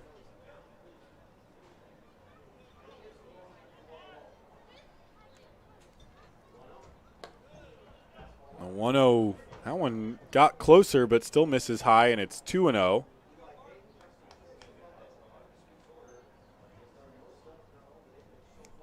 Here's the 2-0 to Parker Price. That one catches the inside corner, called a strike, and it's 2-1 to Parker Price, who's 0 for 2 tonight with a pair of lineouts to right field. Kirby Robertson through 5 innings so far as he delivers a second strike to Price. Through 5 innings, he's given up just 3 hits, 2 runs, both of them earned a walk, 1 hit by a pitch, and 2 strikeouts for Robertson. Here's the 2-2. Waits back on it, lines it into left. It's high, And it is gone over the left field fence for Parker Price, who cuts the Pippins lead to 4-3 here with a leadoff home run in the top of the 6th.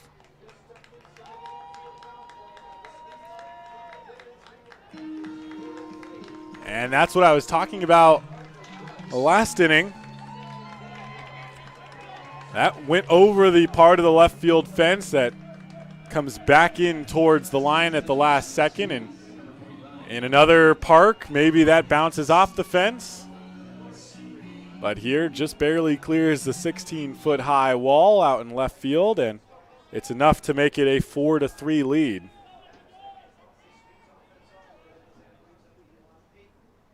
Eli Payton, first pitch swinging, fouls one back to the backstop.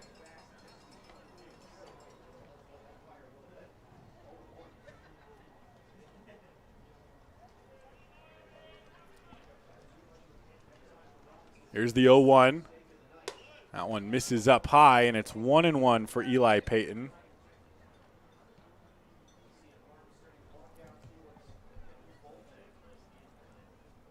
The 0-2 from Robertson. Lines just over the netting, almost into the press box. I believe right over it, and it's 1-2 for Payton. Home run by Parker Price had a 95-mile-per-hour exit velocity, but traveled 354 feet. Here's the 1-2. Popped up and out of play, and Payton stays alive with a 1-2 count. 25-degree launch angle on that home run by Parker Price. So just a hard-hit line drive that he just got high enough to clear that fence out in left field, the shallow part of the fence. The 1-2 taken for a ball by Payton, and the count is even 2-2. Payton 1 for 2 tonight, a base hit and a ground out. This one hit just past the diving glove of Connor Kobalas through the left side of the infield, and Eli Payton on with a base hit. Took a wide turn at first, now turns back as the ball gets into second base. And Justin Foles will step to the plate with a runner on first and no outs.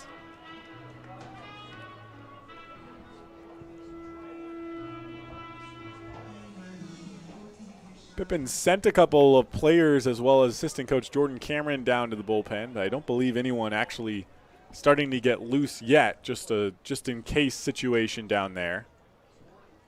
Here's Justin Foles, bats from the left side. First pitch grounded up the middle to Alex Fernandez, plays it on the awkward hop. The flip to Kobalas at second, over to first in time, a double play.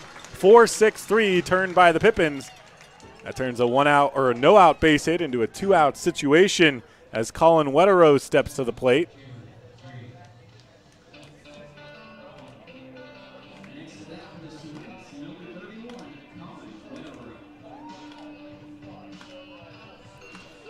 And so here's Colin Wetterose.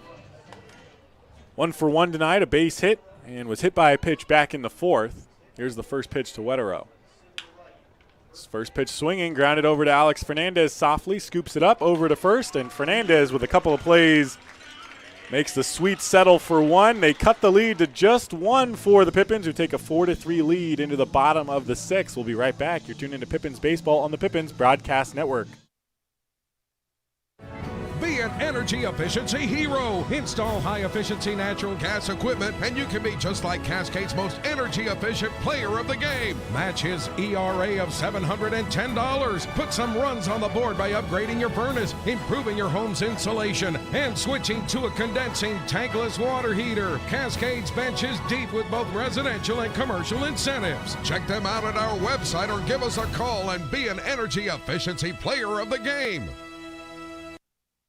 What's worse than standing in line at concessions? Now you can satisfy your appetite while remaining in your seat. With the mobile app Fan Food, you simply select Express Pickup and order your food. It is that simple. You deserve a VIP experience. Download Fan Food today.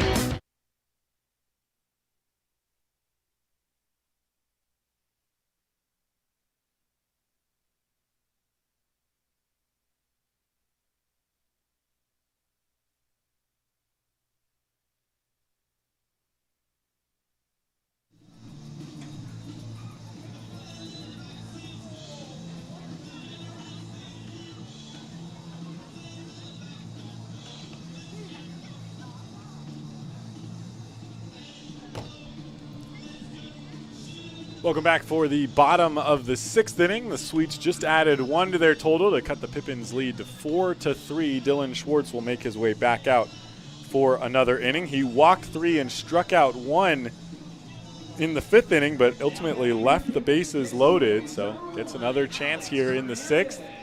A couple more players have joined Jordan Cameron down in the Pippins bullpen, but still nobody up and moving around, so we'll see if Kirby Robertson gets trotted back out for a 6th inning of work.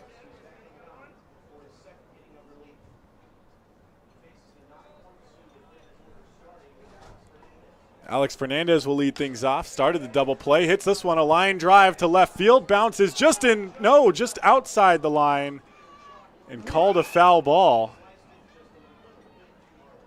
Man, from up here, that looks like it was fair, but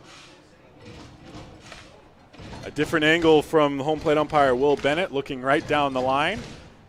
I thought Alex Fernandez had his first base hit with the Pippins, but instead it's a long first strike for the second baseman. Been making his presence known on the field. Did have one error on a potential double play, but recovers here in the top of the 6th inning by turning the double play with Connor Cabales up the middle to help get Kirby Robertson through that inning. Here's the 0-1. That one low and inside to Fernandez, who bats from the left side. Again, that same part that Schwartz has tended to miss at.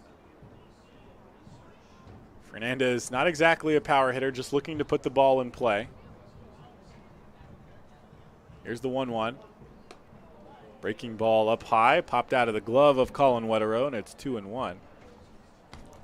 I say he's not exactly a power hitter, and he probably won't be much here in the West Coast League. Bit of a younger guy. Did hit 3 home runs for San Marcos High School this year. That one went a long way into left. If he's going to do it, it'll be in the corners here at Yakima County Stadium. Here's the 2-1. That one he drives to right center field. A line drive base hit for Alex Fernandez, who's thought about stretching it out into a double, but they got it in quickly. And he heads back to first, so he does get his first Pippins base hit. Alex Fernandez, welcome to Yakima Valley, his first home game and his first base hit. Next to that for your Pippins, number 11, Taylor Holder. Talked to the young guy Fernandez before the game. He's excited to get to play in front of the home fans. He's been hearing about them during the road trip, how much they love this Pippins team. Here's the first pitch to Taylor Holder. And taken for a called strike over the heart of the plate. Fernandez again with some speed out on the base pass. Did not try to steal second back in the 2nd inning. But that was against the lefty Travis Craven. So here against Dylan Schwartz might take the opportunity. Here's the 0-1. That one low. Blocked by Wetterow, so Fernandez hangs tight, and it's 1-1.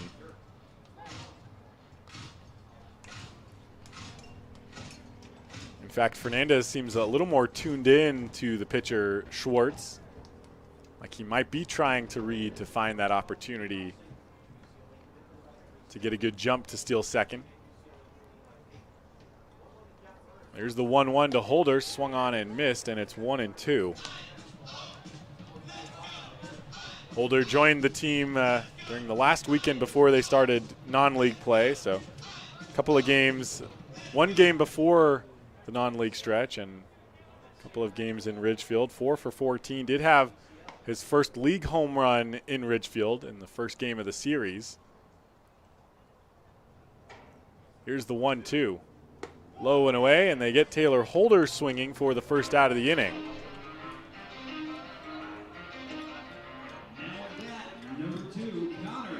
It's the first strikeout issued by Dylan Schwartz.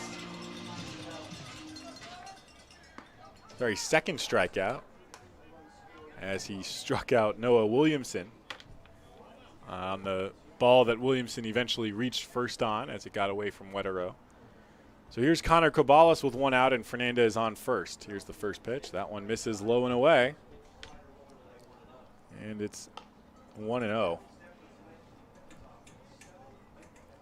Travis Craven, who started for the Sweets, struck out just 2 batters over 4 innings of work. Might help illustrate just how the Pippins got the 4 runs on him. The 1-0 misses away, and it's 2-0 for the shortstop, Kobalas. Base hit in the first was part of 4 straight hits by the Pippins to score their 3 runs in that inning.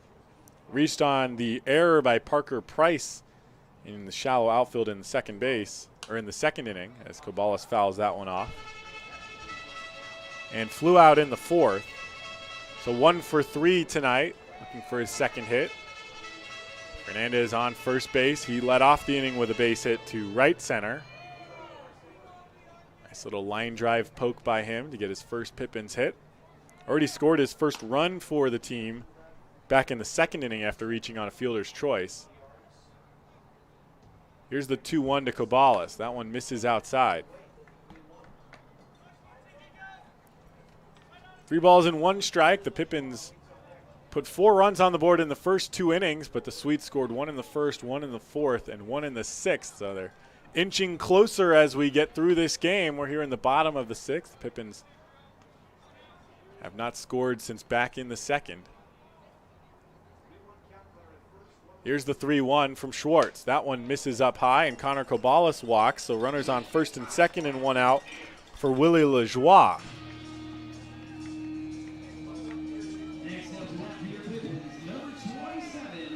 This is as good of an opportunity as any for the Pippins.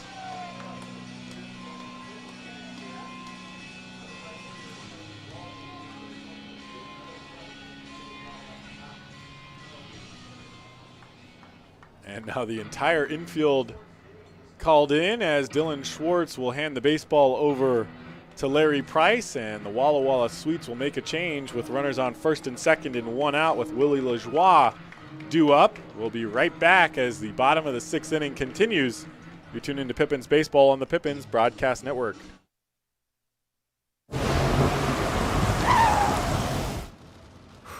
Sure glad we went to Les Schwab.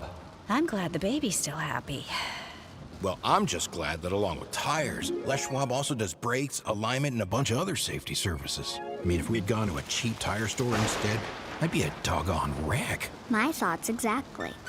Les Schwab Tires. Proud to be ranked #1 in overall customer satisfaction for aftermarket tire replacement by J.D. Power 2 years in a row. Our staff loves baseball, and we know how to match you with the perfect vehicle that fits your baseball lifestyle. We know that you'd rather be getting ready to head to the field or the big game, so we make sure you have the most efficient and stress-free experience as possible. So if you're a baseball fan in the market this month for a newer vehicle, go online or give us a call so that you can set up a time for you to experience our easy and upfront pricing and our hands-on trade-in process that will really ensure you have a great experience and get a great value while shopping with us. Harvest Auto, where we're happy to support you and the activities you love. Looks like Caden Kailber will get the call from the bullpen for the Walla Walla Sweets here in the bottom of the 6th inning. The Pippins put 2 runners on with Alex Fernandez's first base hit with the club, and Connor Kobalas walking with 1 out to put 2 on, and Willie Lajoie set to step to the plate. So Schwartz makes it through 1 1/3. Gives up just the 1 hit to Fernandez. So far has not given up a run, but is responsible for the 2 on base at this time. Walked 4 and struck out 2.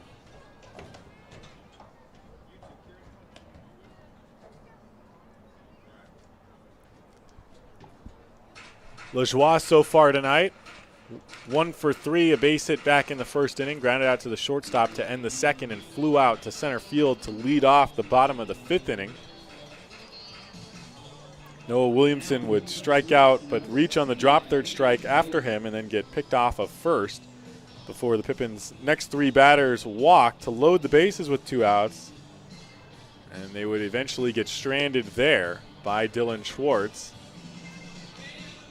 This time Schwartz pulled with 2 on, and Lajoie up. Couple of players stretching out down in the Yakima bullpen. Nobody throwing yet, just getting loose. I believe it's just in case things go south in the top of the 7th.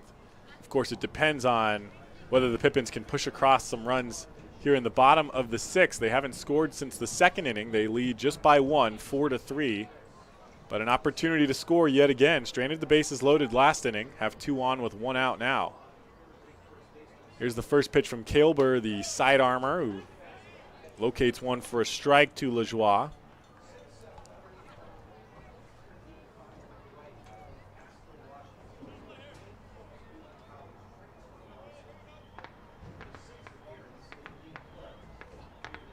Kailber, who will attend Washington State University in the fall. Here's the 0-1. Popped up out of play by Lajoie, and it's 0-2 quickly for the first baseman. Played in most of the games for the Pippins. Only took a couple of days off during the non-league stretch of games, but back at it as they return to play, and has reached base in every game he's played in, including this one, as he singled back in the first. The 0-2 swung on and missed, and Willie Lajoie goes down swinging. And so here's Noah Williamson, who's 1 for 3. Doubled home a run in the first inning and reached on the drop third strike in the 5th. Bats now with runners on first and second and 2 outs. Could be the Pippins' last chance to add a run here in the 6th as the Sweets inch closer every inning.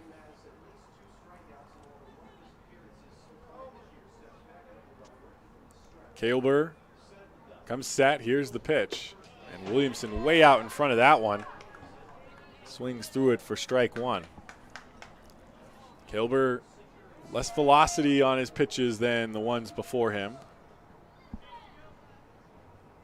Williamson working on dialing it in. Kailber set, hands at the belt.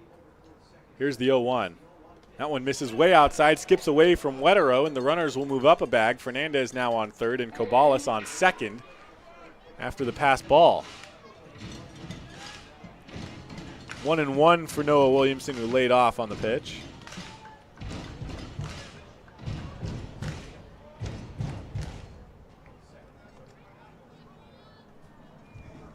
So now 2 in scoring position for Noah Williamson with 2 outs. 1-1 count.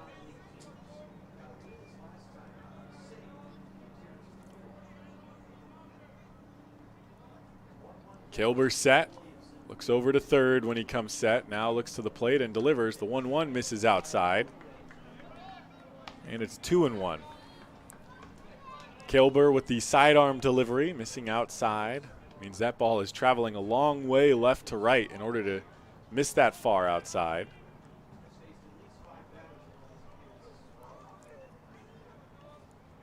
While he takes the sign, has his glove up at his face and his ball behind his back. Here's the 2-1.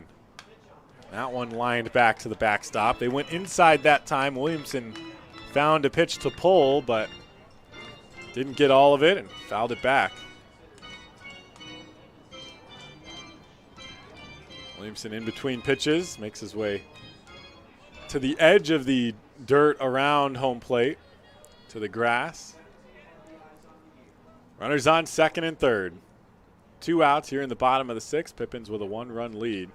2-2 count for the center fielder Noah Williamson, and timeout called at the plate. As Caden Kailber and Colin Wetero take their time trying to figure out what pitch to throw to Williamson on the 2-2. Still taking their time, cycling through the options. Looks like they've picked one. Here's the 2-2.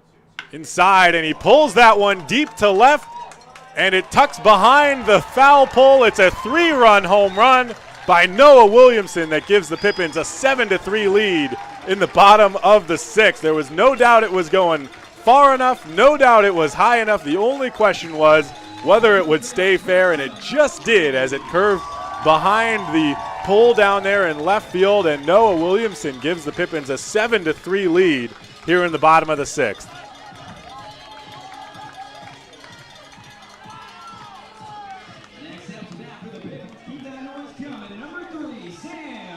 I said he was just dialing that speed in. It was out in front on the first pitch. Found a pitch inside that he just didn't get all of and lined it back to the backstop, and that one he got all of. Here's the first pitch to Sam Olson, taken on the outside corner for a called strike. 2 outs, nobody on now for Olson.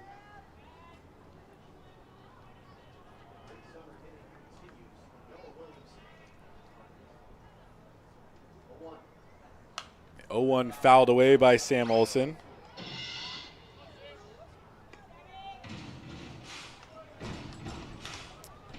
Williamson's home run, 113 miles per hour off the bat. That ball traveled 367 feet at a 20-degree launch angle. The 0-2 misses way outside to Sam Olson. That ball was smoked at 113 miles per hour. 20-degree launch angle is barely a line drive, but when you hit it that hard, I mean, the apex of that ball was right about as it crossed the left field fence. Here's the 1-2 to Sam Olson, and they get him swinging for the third out, but not before Noah Williamson gives the Pippins a 7-3 lead with one swing of the bat. We'll be right back for the 7th inning. You're tuned into Pippins Baseball on the Pippins Broadcast Network.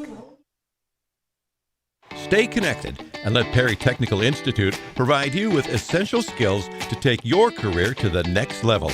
Perry Tech offers 14 specialized programs, from instrumentation and industrial automation to medical technologies, agricultural and diesel equipment technology, and professional truck driving. In as little as 5 weeks, you could be on your way to a new rewarding career. Call Perry Technical Institute today at 509-453-0374 or visit perrytech.edu.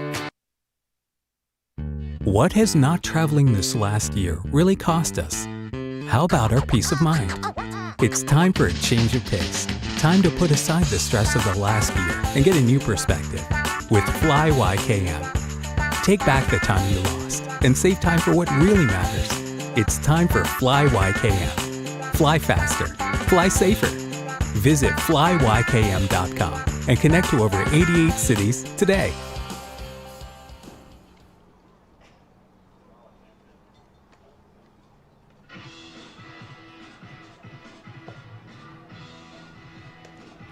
Welcome back to Yakima County Stadium as the Pippins now lead 7-3, and Kirby Robertson has a little more rope to work with here in the 7th inning. Looks like as long as things don't go terribly off the rails here in the 7th inning, pitch count will be his only real enemy.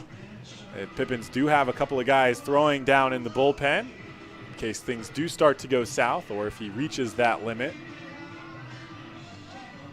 Just now completing his warm-up pitches here in the 7th. Through 6 innings, Kirby Robertson has given up 5 hits, 3 runs, walked 1, hit 1, and has struck out 2. He's been sharing the love with his defenders around him, who have been making great plays behind him as well. And so far, holding on to a 4-run lead after the 3-run home run by Noah Williamson. Leading off for the Walla Walla Sweets, Seth Ryberg, followed by William Grimm and Cameron Butler. It's 6, 7, and 8 for the Sweets. First pitch taken inside for a called strike. Ryberg grounded out to start the 2nd inning, reached on a fielder's choice in the 4th, and stole second on a terrifically timed delayed steal. Tips one off, and he's now behind 0-2 to Kirby Robertson. Just 2 strikeouts in 6 innings so far for Robertson. Not necessarily a strikeout pitcher, but we'll get you swinging every once in a while. Ready on the mound as Ryberg just now digs in. Robertson threw the windup. Here's the 0-2. That one misses way outside, and it's 1-2.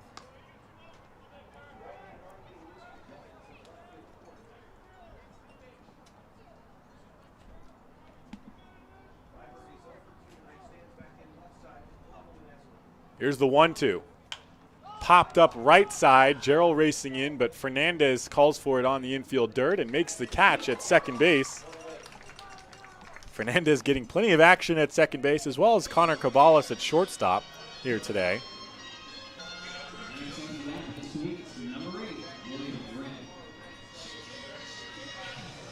So here's William Grimm, the DH tonight for the Walla Walla Sweets. 0 for 2 thus far, a couple of lineouts, some Great play made by Alex Fernandez, racing into shallow right field to make the catch in the second inning. Takes the first pitch for a called ball.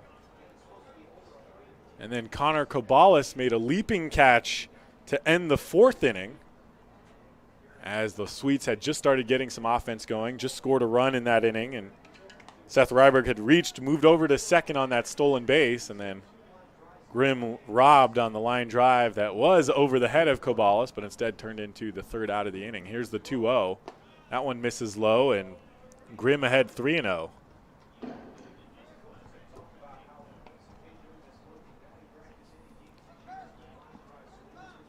Somebody throwing down in the Yakima bullpen, but no catcher down there. Actually, I think Blake Dickman might be down there just without gear on. Here's the 3-0 to Grimm. That one misses high outside, and William Grimm walks on 4 straight pitches.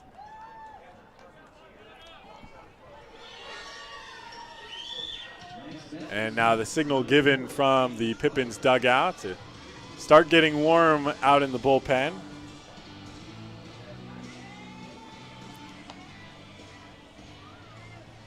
And this is what I mean about the little bit of rope. If he lets a couple of guys get on base hits, things like that, that's tolerable with a 4-run lead here in the 7th. But walking a guy on 4 straight pitches indicates you might be getting to the near end of your day. First pitch strike to Cameron Butler. That's how you come back from a 4-pitch walk.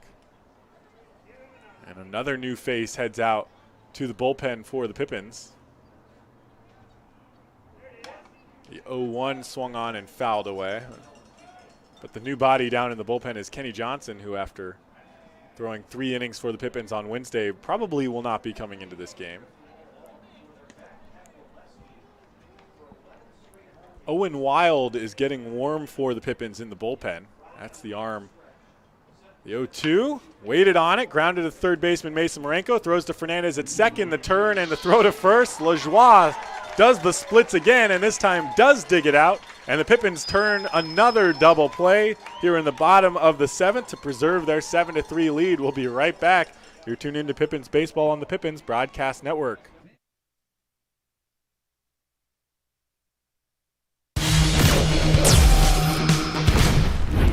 Who knew it was so difficult to find the right bank? I know. It's so confusing. Checking out your banking options? Oh, sounds overwhelming. Secure uncertainty. Enough! With Banner Bank, it's easy to manage your finances, and help is here when you need it. Be on, Cloud! Oh! Wait. Built for action. Built for banking. Banner Bank. If we win the lottery, we'd remodel our home. We'd start with the kitchen.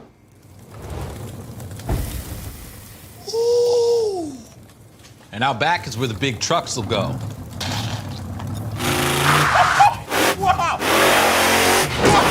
Ben, you don't even live here anymore? Hey, don't forget about Grandma. Okay, family meeting. Come on, welcome to the Ice Dome.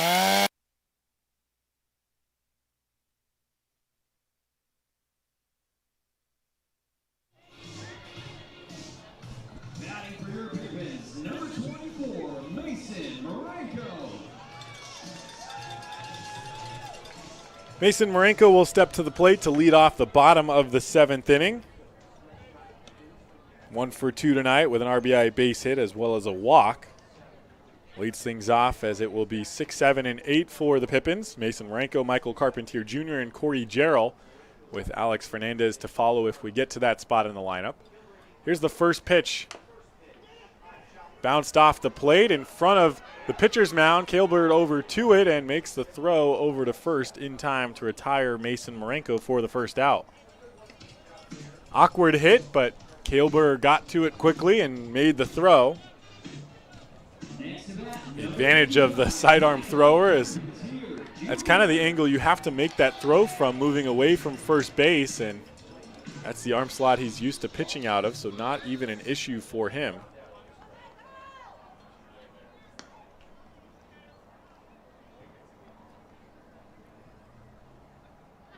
Here's the first pitch to Carpentier. That one misses up high and away, and it's a ball.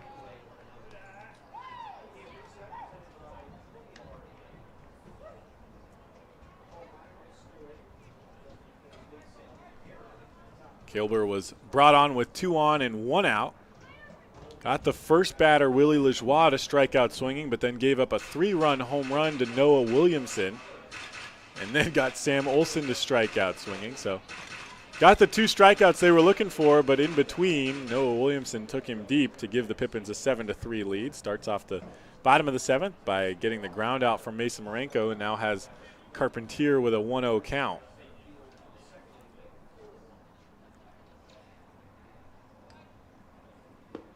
Swung on and missed, and it's 2-1.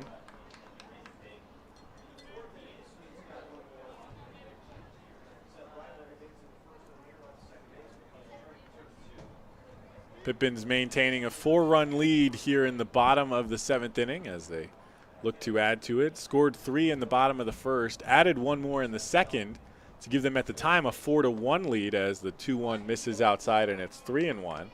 And then we're held scoreless all the way until that Williamson home run in the 6th as the Sweets added 1 in the 4th and 1 in the 6th to make it a 1-run game heading into the bottom of the 6th. Just past the 7th inning stretch. We're at about a 2-hour time mark here from Yakima. Here's the 3-1. That one misses low, and Carpentier walks for the 2nd time today. Also was hit by a pitch in his 2nd plate appearance. So has reached 3 times today despite not getting a hit. And here's Corey Jarrell, who bats with 1 out and Carpentier on first. Jarrell had a double back in the 4th. Walked in the 2nd. And grounded out in the 5th.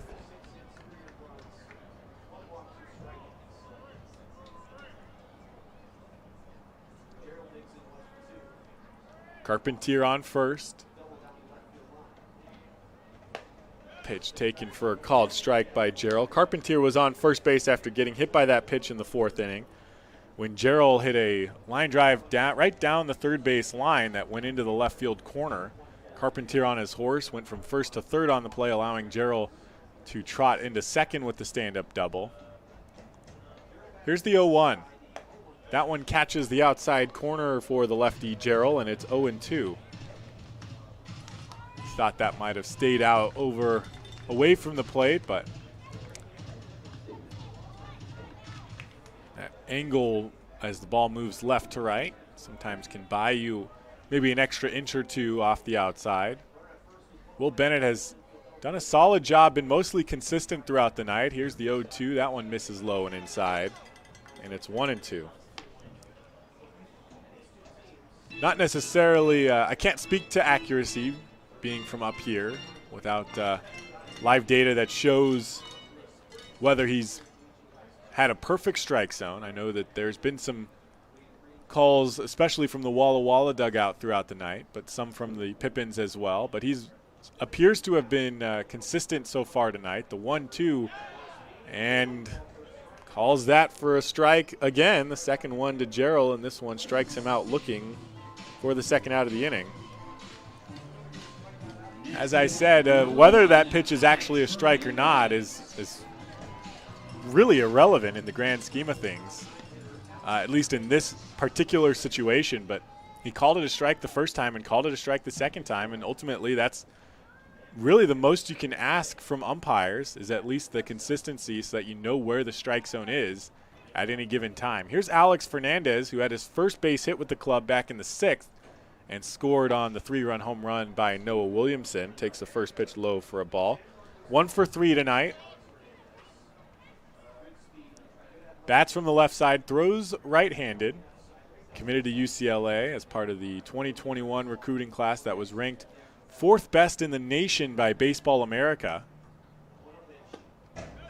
This low and inside, and it's 2-0. Part of the reason, and Fernandez given a spot here on the team as a true freshman. West Coast League teams allowed just 6 spots for true freshmen during the season. Him and Bryce Martin Grudzelanek, who have both played for the Pippins, but as of this time have not been seen together, as Fernandez joined the team as they took off for Ridgefield on Tuesday. Here's the 2-0. Popped up out of play, and it's 2-1. Price did not play during the Ridgefield series. Top of the order, Taylor Holder on deck, who had a base hit in the first and hasn't been able to reach since, has a couple of strikeouts along the way.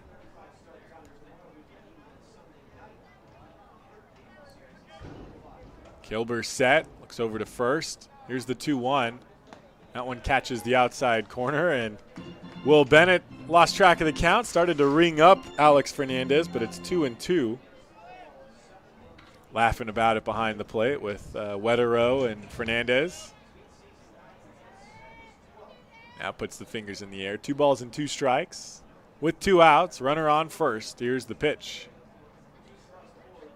And Fernandez pokes at it, gets underneath the glove of the pitcher, and Parker Price gets to it too slow. Alex Fernandez easily beats out that infield base hit. And that puts runners on first and second for Taylor Holder with 2 outs. Like I said, had the hit back in the first. Has not hit since then. We're here in the bottom of the 7th inning. Pippins with a 7-3 lead. Runners on first and second with 2 outs.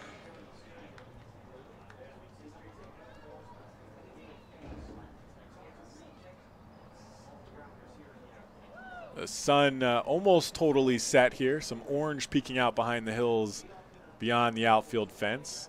Dark blue sky above the stadium. Popped up out of play by Taylor Holder. Pippins back in their Electric City uniforms, the Legends green tops, the white pants, and black hats tonight. Took a day off after their loss on Wednesday. They had worn those jerseys for 13 straight games, then lost in the 13th, so they wore their road grays last night, back here tonight in the green. Here's the 0-1. That one inside. Holder leaned into it but called a strike as it didn't hit him. Kind of dipped his front shoulder in.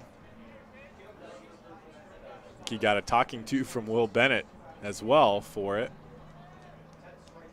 No balls and 2 strikes for Holder. Struck out his last 2 at-bats.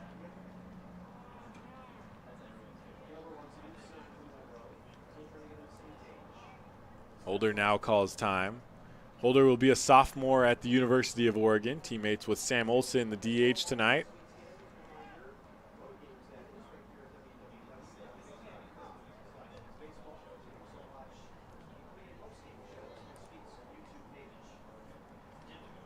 Kilber set. For a while, looks back at second. Now the 0-2, and Holder swings at a pitch in the left-handed batter's box to go down swinging for the 3rd time today. So the Pippins strand 2 here in the bottom of the 7th. We head to the 8th. They hold on to a 4-run lead, and I believe Owen Wild makes his way out to take over for the Pippins in the 8th. We'll be right back. You're tuning to Pippins Baseball on the Pippins Broadcast Network.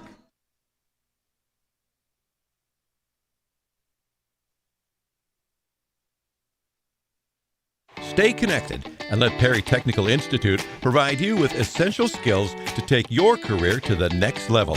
Perry Tech offers 14 specialized programs, from instrumentation and industrial automation to medical technologies, agricultural and diesel equipment technology, and professional truck driving. In as little as 5 weeks, you could be on your way to a new rewarding career. Call Perry Technical Institute today at 509-453-0374 or visit perrytech.edu.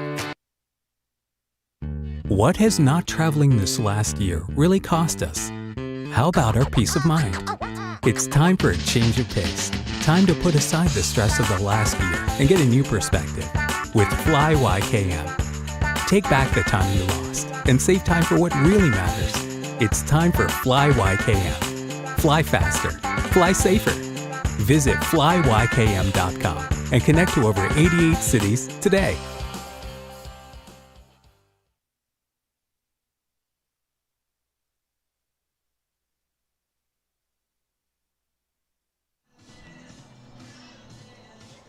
Welcome back to Yakima County Stadium for the top of the 8th inning as the Pippins host the Walla Walla Sweets.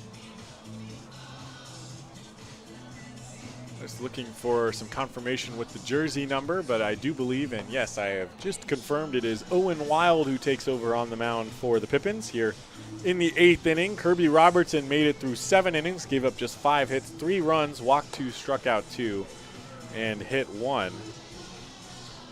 And the Walla Walla Sweets have some work to do as they trail 4 runs. And Owen Wild, who has been the hottest relief pitcher for the Pippins since he joined the team ahead of the Ridgefield Series, the first Ridgefield Series here in Yakima. Number 31, Owen Wild.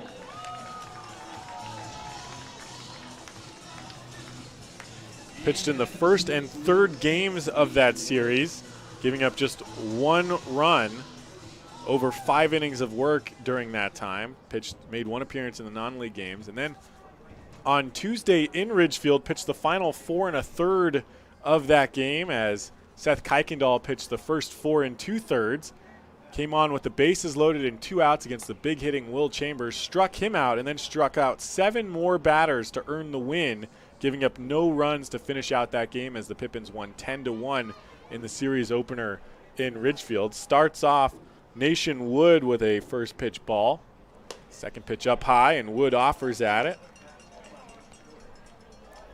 Wild throwing in the low 90s.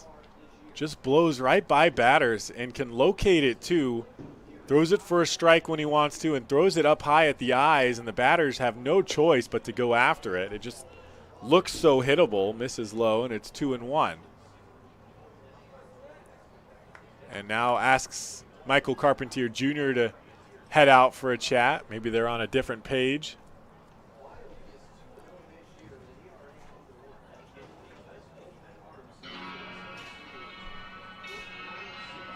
Sam Olson was behind the plate on Tuesday when Wild last pitched. Wild has pitched himself to a 0.96 ERA over 9 1/3 innings pitched. He has 18 strikeouts along the way, and batters are hitting under 200 against him. Here's the 2-1. Lined out of play off the hands of Nation Wood, and it's 2-2.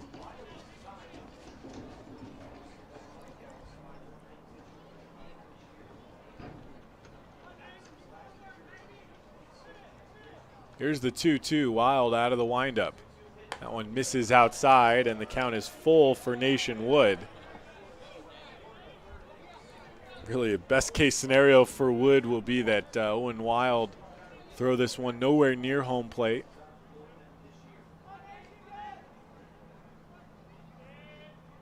Here's the 3-2. Goes up high, and he manages to get a piece of it, fouls it off, and the count remains full. Wood, this is just his 3rd plate appearance here in the bottom of the 8th, as the Sweets, with Wood's plate appearance here in the 8th, just completing their 3rd trip through the lineup. He's 0 for 2 tonight with a line out and a fly out. Here's the payoff pitch again, misses outside, and Nation Wood walks to lead off the bottom of the 8th. 7-pitch at bat. Pippins have turned 2 double plays so far today. One that Fernandez flipped to Kobalas and over to first, and then one that Mason Marenko tossed to Fernandez at second, and then Fernandez to LaJoie at first. They almost had a 3rd one that Fernandez fielded up the middle, stepped on the bag, but then threw away from LaJoie back in the 1st inning. Or back in the 4th inning. First pitch taken for a ball by Paul Myro. Myro 0 for 2 with a walk back in the 1st inning. Scored the first run of the game as the Sweets took a 1-0 lead into the bottom of the 1st, where the Pippins scored 3 to make it 3-1.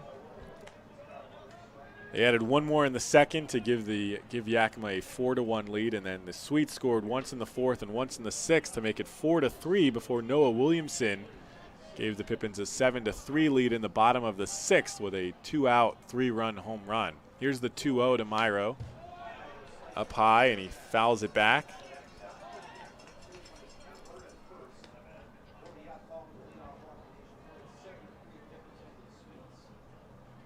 Kenny Johnson again returning to his duties as the ball boy for the Pippins.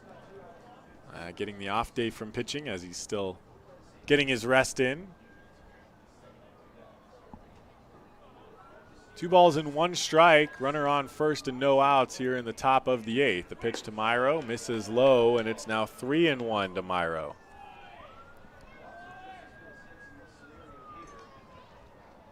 Parker Price on deck, who had a leadoff home run in the top of the 6th inning. That was his only hit of the day.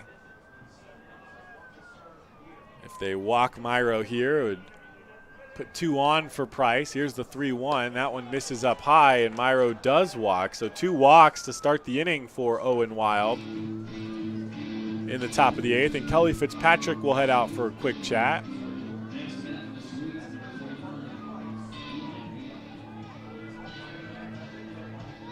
Parker Price due up for the Walla Walla Sweets. Dropped a pop fly.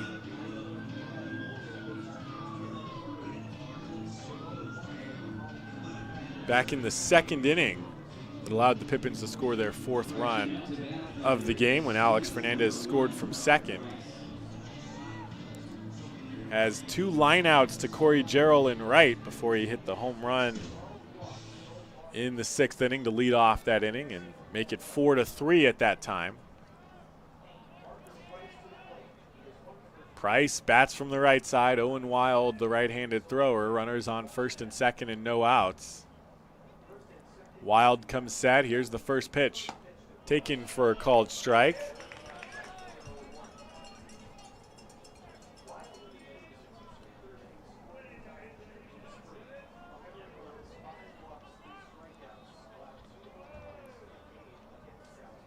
Wild set with his hands at his chest. Looks back to second. Here's the 0-1. That one called a ball. Must have just dropped out of the zone.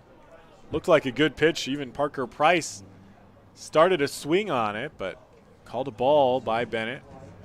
So 1 ball and 1 strike for Parker Price. Pitch from Wild.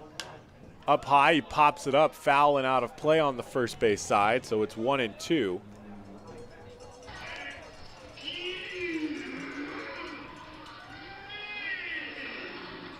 Pippin starts to get coordinated down in the bullpen just in case Owen Wild runs into some more trouble here in the 8th. They have a 4-run lead, but 2 runners on here with no outs in the top of the 8th. Parker Price with a 1-2 count. Wild comes set.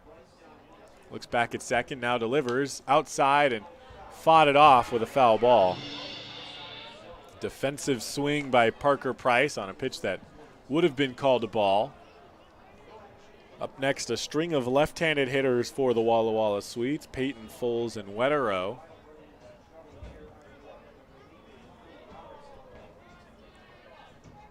So the 1-2 again. Wild with a long look at second. Here's the pitch. Outside again. Fouled off just right of the first base bag, and we will reset once more. Another defensive swing for Price. That one was likely in the strike zone. Got enough of it to at least get it away from Carpentier's glove. Almost had a base hit down the line. 1-2 again. That one misses up high, and it's 2-2.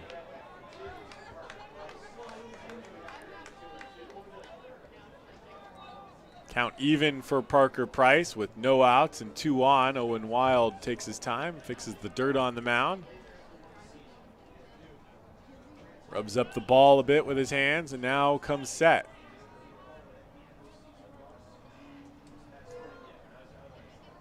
Long look to second again. Here's the 2-2 up high. Carpentier thought about throwing down to first, but Lajoie nowhere near the bag. So it's a full count for Parker Price. Owen Wild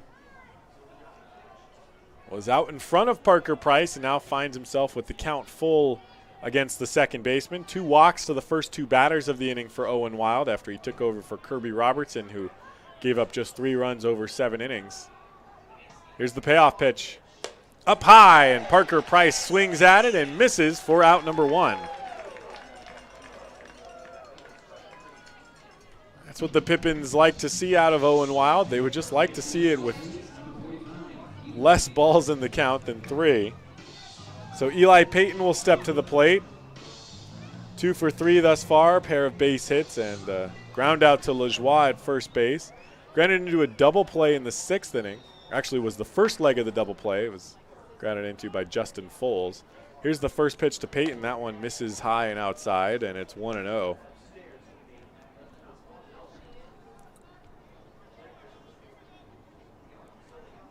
Owen Wild lets the first 2 runners on base, strikes out Parker Price.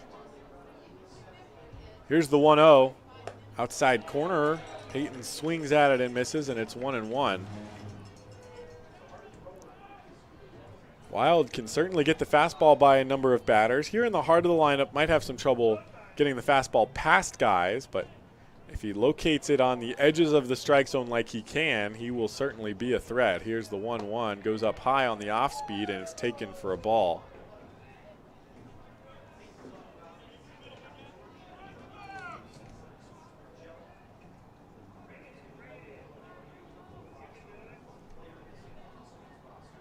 Nation Wood on second, Paul Myro on first. Here's the 2-1 up high, and it's 3-1. So 3-ball count for the first 4 batters Owen Wild faces here in the 8th inning. Likely the Pippins coaches will ask him to go through the 9th if he gets through this 8th without throwing too many pitches. Here's the 3-1. That one misses outside, and it's the 3rd walk of the inning that loads the bases with 1 out for Justin Foles, the cleanup hitter.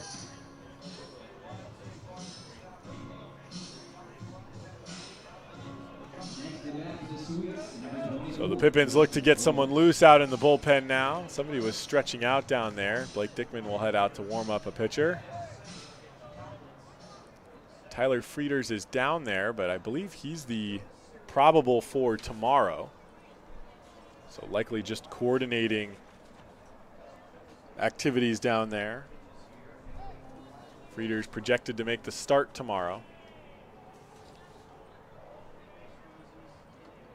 Peyton Robertson is the pitcher who will get loose down in the bullpen for Yakima. Pitch on the outside corner, taken for a first pitch strike by Justin Foles. And the Walla Walla Sweets, not a fan of that call, clearly over the plate.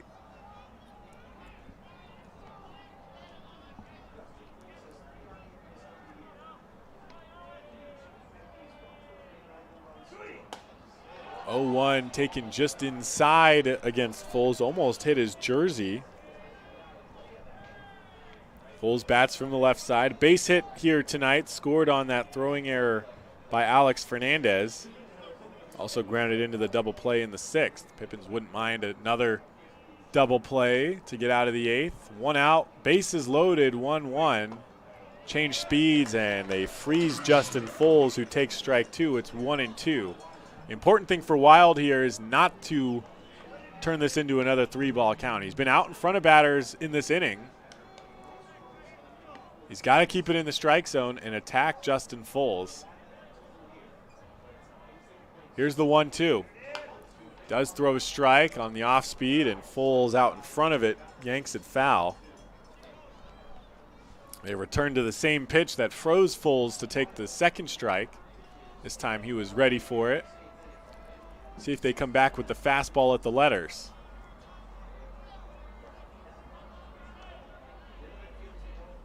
Wild comes set. Infield playing at normal depth. Here's the 1-2. Outside and just misses off the plate. Carpentier with the good grab, little glove movement, and called a ball by Will Bennett.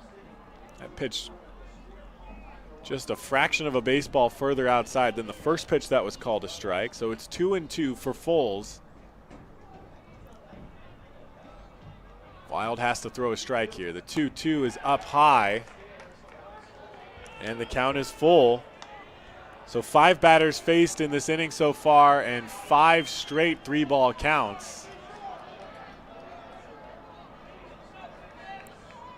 3 balls and 2 strikes for Justin Foles. The bases loaded. A walk would drive in a run and make it just a 3-run game. The 3-2 misses up high, and Foles walks. It's the 4th walk of the inning for Owen Wild as Kelly Fitzpatrick gives the hurry-up sign to the bullpen.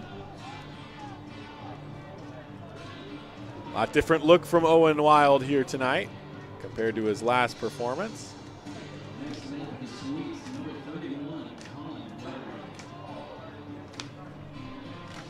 Pitching just 3 days after he threw 4 1/3, as Michael Carpentier Jr. will buy some time with a quick trip to the mound. For Peyton Robertson, getting warm quickly in the bullpen.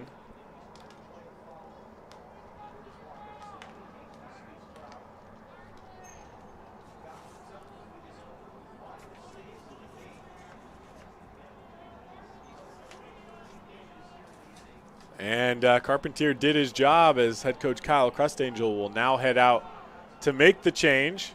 Bases loaded and 1 out. Peyton Robertson will come on to try to get out of the jam. We'll be right back with the continuation of the top of the 8th as the Walla Walla Sweets walk in a run, and it's 7-4 Pippins on top as we continue. We'll be right back. You're tuned into Pippins Baseball on the Pippins Broadcast Network.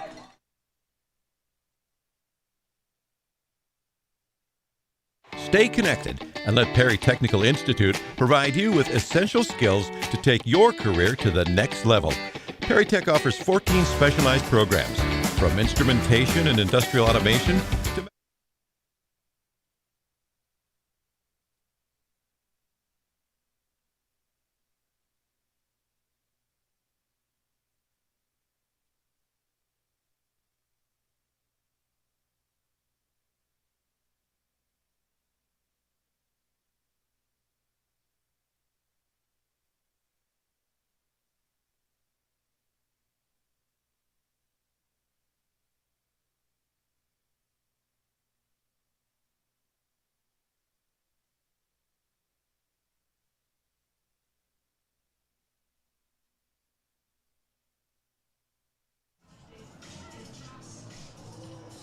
Welcome back to Yakima County Stadium as Peyton Robertson takes over for Owen Wild. Owen Wild started the 8th, walking the first 2 batters he faced. Struck out Parker Price with a full count, but then walked the next 2 batters, Eli Payton and Justin Foles, to force in a run. The 4th run of the game for the Walla Walla Swedes, who have cut the deficit to just 3 runs now. The Pippins on top 7-4 as Robertson continues his warm-up pitches, and we will continue the top of the 8th inning.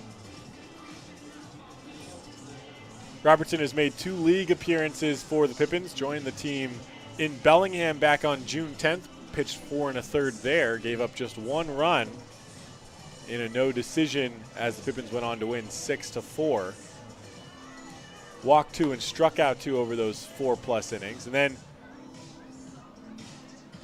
2 days ago in Ridgefield, pitched 1 1/3, walked 1 and struck out 1. Has a 1.58 ERA over 5 2/3 and a 1.59 whip for Robertson. Robertson was called upon in the 7th inning of the 2nd Ridgefield game of the series, as Ryan Arredondo was asked to get through 2 innings and gave up 2 home runs in the 7th. So Robertson came on with 2 outs and 2 on. Ended up walking a batter before getting a line out. First pitch to Colin Wetterow, the first pitch he faces, swung at and missed, and it's 0-1.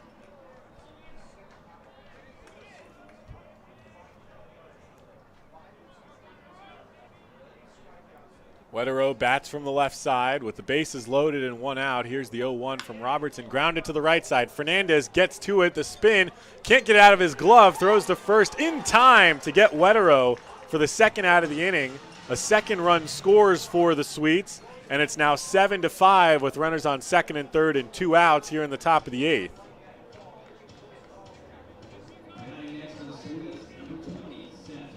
That was a close play at first as Fernandez struggled to get the ball out of his glove. Some great footwork for him, chasing that one down to his left. Spun around to his glove side to angle him towards first base, get his feet planted, but he couldn't get the ball out of his glove. Ended up getting it out and threw on over to first to get Wetterow by half a step. So here's Seth Ryberg, who bats, swings at the first pitch he sees and misses. So Eli Payton on third base and Justin Foles on second base with 2 outs for Ryberg. Robertson works out of the windup with runners on second and third. Here's the 0-1. Misses way outside, and it's 1-1.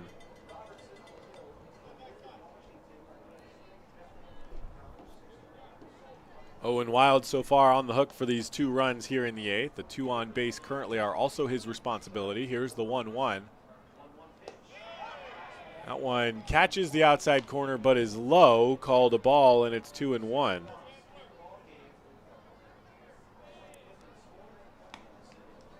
Wild with 4 walks and a strikeout in his 1/3 of an inning here in the 8th. Robertson comes on, gets the ground out that scores 1 run. Here's the 2-1. And that one taken inside for a ball. It's 3-1. The tying run on second base, the winning run potentially, Seth Ryberg at the plate right now with 2 outs. 3 balls and 1 strike. Robertson threw the windup. Here's the pitch. Lined over the head of Alex Fernandez. It will bounce in right. Gerald gets to it. He will not be able to throw to home in time. Both runs score, and this game is tied in the top of the 8th, 7-7 after the 2-run base hit by Seth Ryberg.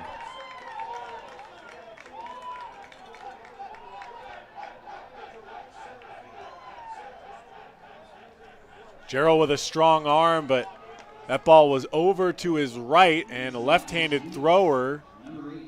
There was no way he was going to get his feet set to make that throw all the way to the plate before Foles was able to come around to score. So Owen Wild, all 4 runs, all 4 batters he put on base have scored. And Ryberg on first, the potential go-ahead run for the Swedes here in the top of the 8th. The first pitch fouled away by William Grimm. Pippins have been leading since back in the first inning. After the Swedes got on board with 1 in the top of the first, they scored 3 in the bottom of the first and another 1 in the second to make it 4-1. Swedes added 1 in the 4th and 1 in the 6th to make it 4-3 before Noah Williamson hit a 3-run home run. Stolen base down to second by Carpentier and called safe, but very clearly out was Seth Ryberg. That throw was perfectly placed by Michael Carpentier Jr. Another delayed steal by Seth Ryberg. Carpentier got out, made the throw. Kobalas was there and placed the tag and definitely beat Ryberg. His hand had not reached second base, but called safe by the field umpire, Tim Heigl. And that's a big call for the Walla Walla Swedes here in the top of the 8th, as this inning will continue after Ryberg called safe.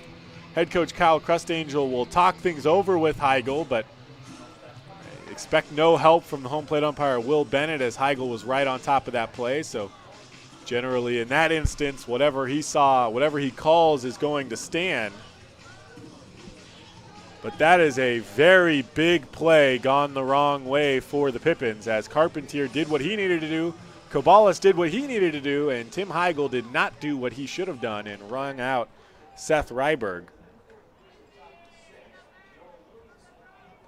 And just as expected, Heigl will not go check with Bennett, as Crustangel not given the answers he wanted, but has to settle for that, as Ryberg now on second with his second delayed steal stolen base of the game. Puts himself in scoring position with 2 outs. 1-1 count for William Grimm.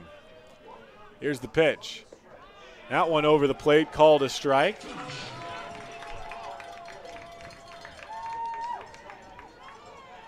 Grimm with a pair of lineouts and a walk so far today. Was the first leg of a double play that ended the 7th. Peyton Robertson working out of the stretch.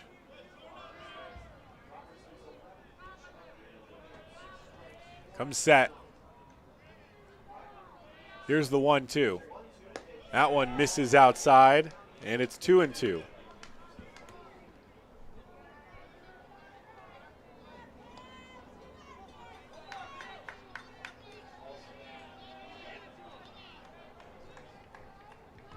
Count even for Grimm with 2 outs. The go-ahead run on second. Here's the pitch. Inside and called a ball.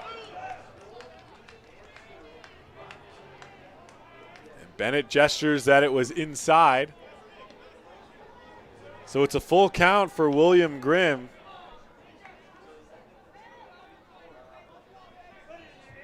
And every batter except for one for the Sweets in this inning has had a 3-ball count. 3-2, 2 outs, runner on second. Here's the payoff pitch from Peyton Robertson. Lined into right field, pulled out of play. And the count remains full for Grimm, the DH tonight. Be a sophomore at Loyola Marymount. Owen Wild started the inning by walking 4 batters and striking out 1. Walked home a run. Left with 1 out in the top of the 8th inning. Peyton Robertson came on, induced a ground out that scored a second run of the inning. Here's the 3-2 again.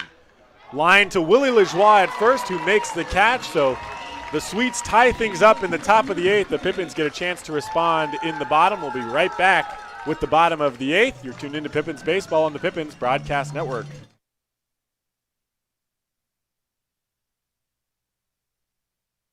Stay connected and let Perry Technical Institute provide you with essential skills to take your career to the next level. Perry Tech offers 14 specialized programs, from instrumentation and industrial automation to medical technologies, agricultural and diesel equipment technology, and professional truck driving. In as little as 5 weeks, you could be on your way to a new rewarding career. Call Perry Technical Institute today at 509-453-0374 or visit perrytech.edu. What has not traveling this last year really cost us? How about our peace of mind? It's time for a change of pace. Time to put aside the stress of the last year and get a new perspective with Fly YKM. Take back the time you lost and save time for what really matters. It's time for Fly YKM. Fly faster. Fly safer. Visit flyykm.com and connect to over 88 cities today.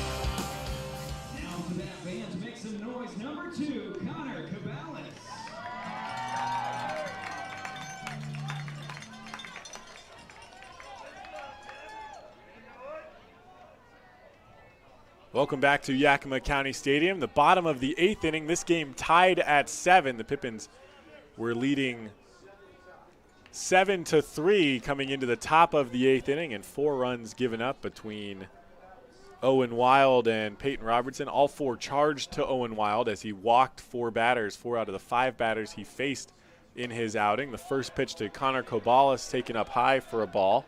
It will be Cobalis, Lajoie, and Williamson, 2, 3, and 4 to start the bottom of the 8th. Williamson with a 3-run home run tonight. Lajoie, who had a 3-run home run last night.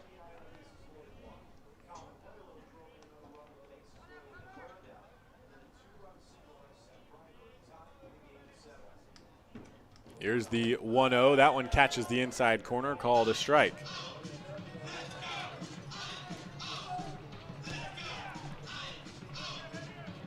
Cobalis has reached 3 times tonight, base hit, walk, and reached on an error. He's scored twice. One of them was he was on base for that Williamson home run. Here's the 1-1. Outside corner taken, strike 2. Cobalis thought that was outside, but just kept inside enough.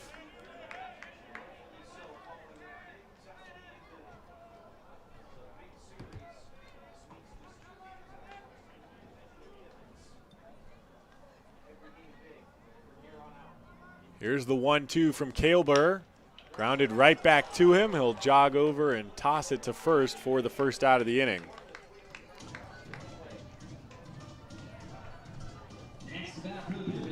Tonight's 8th inning is brought to you by the Yakima Herald Republic. For all game reports and news about the Pippins, read the Yakima Herald Republic either in print or online. The Yakima Herald Republic, they tell the Pippins stories. They'll have quite the story to tell tonight as the Pippins look to pull this one out. They were out in front 7-3, but then a 4-run top of the 8th for the Sweets tied things up. Here's the first pitch to Lajoie, who takes it for a called strike. 1 for 4 tonight with a base hit that extended his hit streak to 13 games and his on-base streak to 15 games.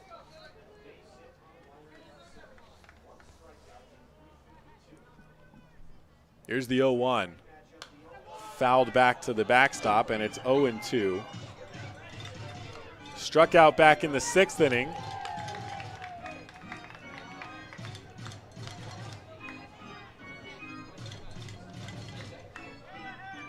Pippins need a base runner here in the bottom of the 8th. This one was moving quickly. We hit the 2-hour mark at the bottom of the 7th inning. Here's the 0-2. Misses way outside, and Lajoie lays off for a ball. It's 1-2.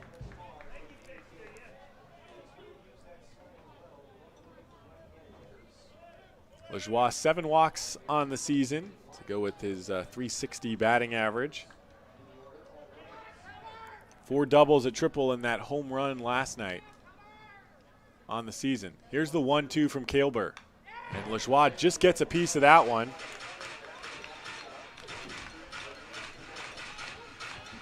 Back foot moves away from home plate as he makes contact on his swings, Lajoie does.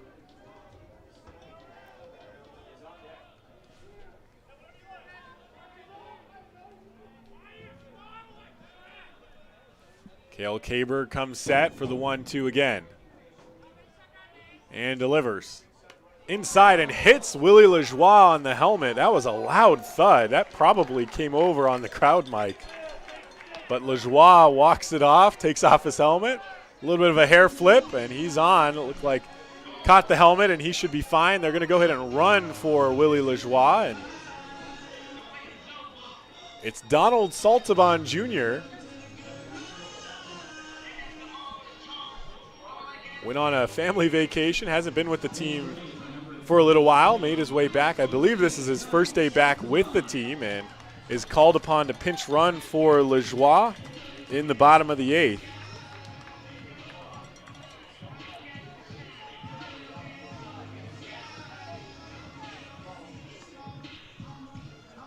Mound visit here as Kailber is now set to face Noah Williamson for the second time. He came on with 1 out in the 6th inning and 2 runners on, got a strikeout. Struck out Lajoie before Williamson hit that 3-run home run off of him. Kailber has kept the Pippins offense mostly quiet since then, but this now is second time facing Williamson. And they had to game plan things a little bit to try to keep the ball in the yard. Williamson really took his time figuring out Caden Kailber back in the 6th inning. Was out in front of the first pitch as Kailber was throwing not quite as hard as the other pitchers for the Sweets so far today, and then sort of figured it out and yanked one 113 miles per hour off of his bat to left field. Just a low line drive, 20-degree launch angle that traveled 367 feet. Here's the first pitch. And grounds it to second baseman Parker Price. Over to first. They try to turn it. Williamson beats out the throw. So they get Saltaban at second, the pinch runner all for naught. And Williamson reaches on the fielder's choice. He's on first with 2 outs here in the bottom of the 8th for Sam Olson.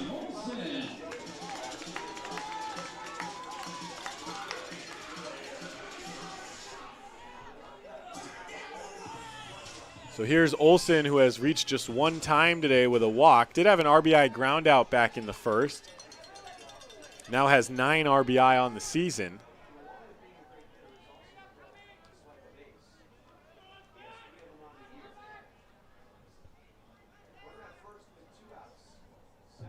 Here's the first pitch to Sam Olson, taken on the inside corner for a called strike.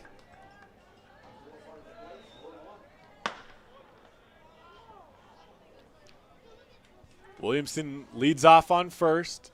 Not a very large lead against Kailber. Haven't really seen his pickoff move here today.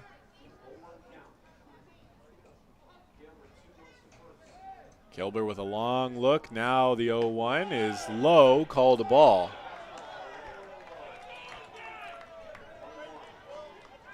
Williamson was on first base back in the 5th after he reached on a drop third strike when Wetero blocked one out in front. Williamson started for a second, then turned around, and they threw down to first to get him out. He was the second out of that inning. Could perhaps explain the shorter lead he has over at first base. 1 ball, 1 strike.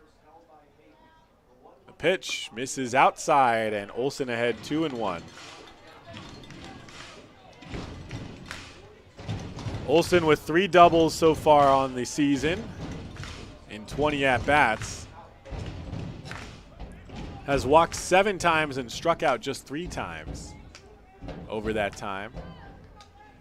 Tends to put the ball in play. Infield playing about the edge of the grass, at least the middle infield is. Here's the 2-1. That one inside corner, called a strike. Olsen thought that was a little too inside. I think it had some movement on it that brought it back over the plate. Some late run out of the hand of Caden Kilber. Still keeping an eye on Noah Williamson. Williamson could basically fall over and touch first base with the lead that he has. Tall, lanky figure Noah Williamson has as well. The 2-2 misses. No, the 2-2 catches the low outside corner.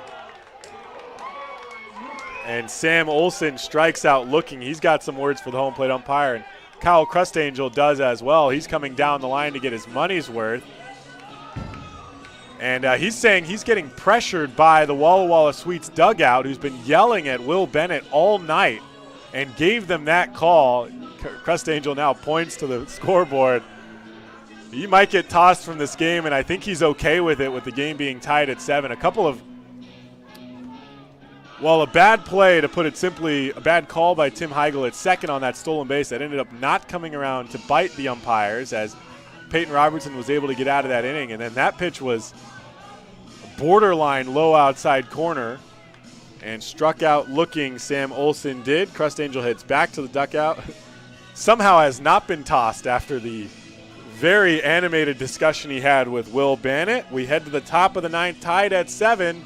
Peyton Robertson heads back out. We'll be right back. You're tuned into Pippins Baseball on the Pippins Broadcast Network. Who knew it was so difficult to find the right bank? I know. It's so confusing. Checking out your banking options? Oh, sounds overwhelming. The cloud of uncertainty! Enough! With Banner Bank, it's easy to manage your finances, and help is here when you need it. Be gone, Cloud! Oh! Wait! Ah! Built for action, built for banking. Banner Bank. If we win the lottery, we'd remodel our home. We'd start with the kitchen.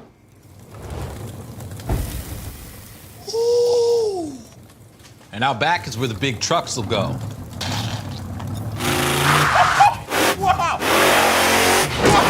Ben, you don't even live here anymore? Hey, don't forget about Grandma.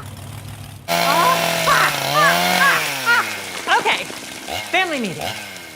Come on. Welcome to the Ice Dome.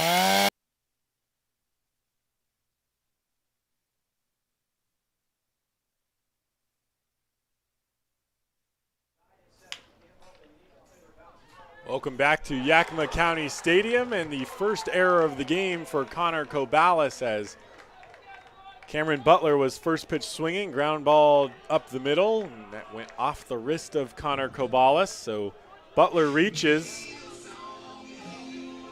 to start the top of the 9th. Just the second error of the inning for Connor Cobalis.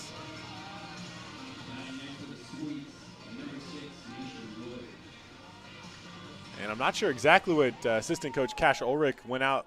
He was pointing maybe at Cobalis, asking the home plate umpire for something. I don't know whether he got it or not, to be honest. Blake Dickman comes on to play first base for Willie Lajoie, whose day is done after getting pinch ran for by Donald Saltabon Jr.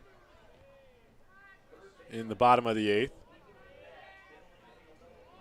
I believe that's the only defensive change. Nation Wood squares around early to lay down the sacrifice bunt, but takes a ball low and away. Trying to move the runner over to second after he reached on the error. They get a free out. They might just give it back here to get the runner to second in the top of the 9th. Game tied at 7. Squares around again. This time inside, it gets past Carpentier. Over to second goes Butler, and will hold up there.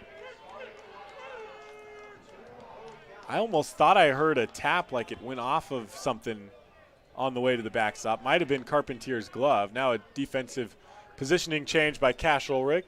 Gets Alex Fernandez set at second.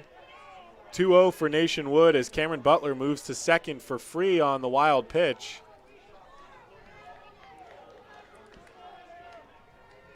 And Wood will square around to try to move him to third. Offers at it, but called a strike. And it's 2-1. Wood asked whether it was called on the bunt attempt or not. I mean, he did offer at it, but pulled it back, and so called a strike instead. Corners playing in on the bunt defense. Kobalas behind the runner at second base at short. The 2-1, they throw back to second. It almost goes over Kobalas' head. He leaps to stop it before it goes into center field. So it's 3-1 as the Pippins are preoccupied with the runner at second.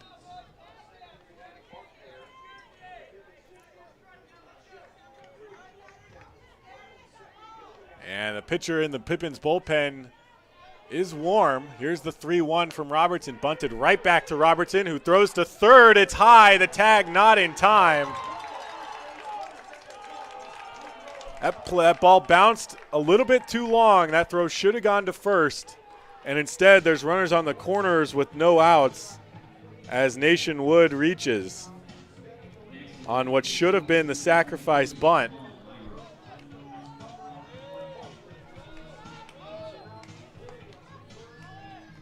So an error by Connor Kobalas at shortstop, and then the wrong decision to throw to third by Peyton Robertson puts runners on the corners with no outs as the Sweets attempt to take the lead for the first time since back in the first inning here in the top of the ninth. The first pitch taken low and outside for a ball by Paul Myro, the top of the order.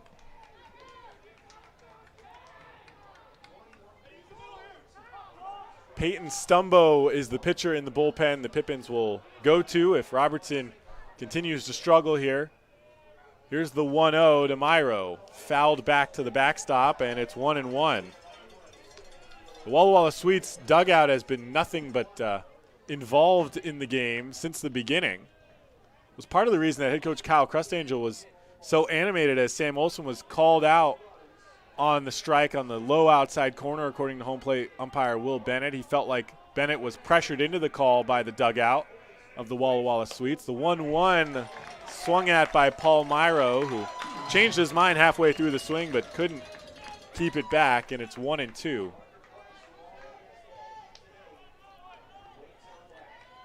Myro, who has walked twice today, as well as struck out looking, and has a fly out to first base.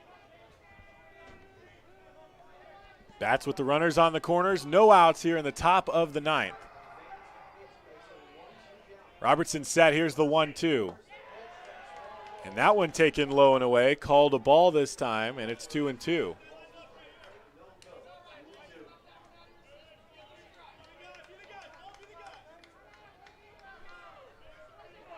So the count even for Myro. Robertson delivers. Outside, he checked his swing that time and taken to bring the count to 3 balls and 2 strikes with no outs and runners on the corners. Robertson came on after Owen Wild walked 4 out of the 5 batters he faced to force in the first run of that top of the 8th inning. Robertson has not issued a walk so far. Here's the payoff pitch. High and inside, almost hit Myro, but walks him instead, and the bases are loaded with no outs. And we'll see if they elect to make the change here. And yes, here comes Kyle Crustangel, who will take the baseball from Peyton Robertson.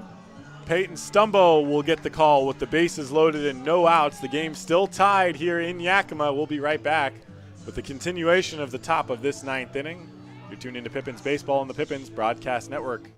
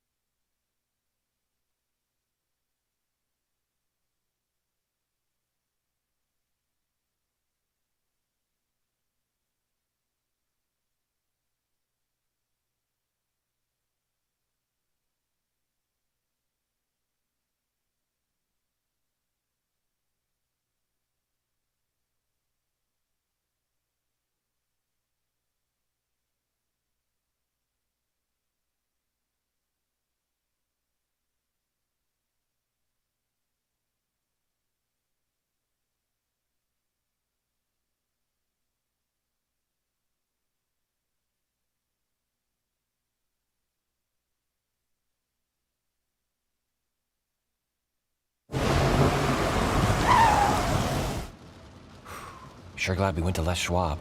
I'm glad the baby's still happy.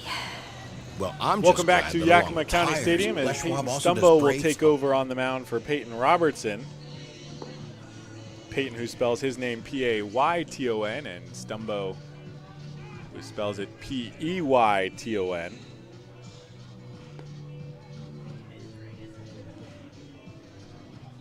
We'll come into this game with the bases loaded and no outs in the top of the 9th inning, called upon to get 3 outs without giving up a run as this game is tied at 7.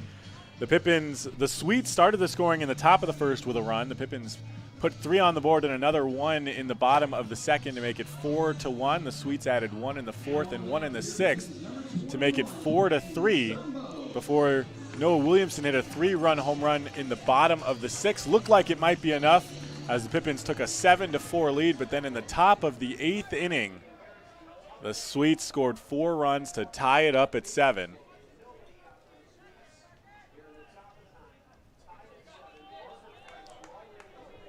Parker Price, who had a leadoff home run in the 6th, otherwise has not reached base. He's 1 for 4, infield playing in. Price takes the first pitch inside for a ball.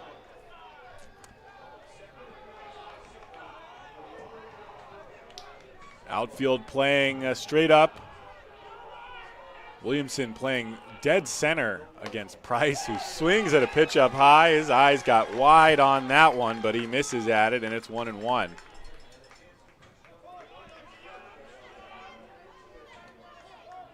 Big gap in the middle of the infield as Kobalas plays closer to the third base bag than second base. Big lead for the runner at second, Nation Wood. Lined back up the middle, it will drop. 1 run will score. Wood will come around. He had that big lead off of second, and 2-run score for the Walla Walla Sweets on the base hit by Parker Price to give them a 9-7 lead.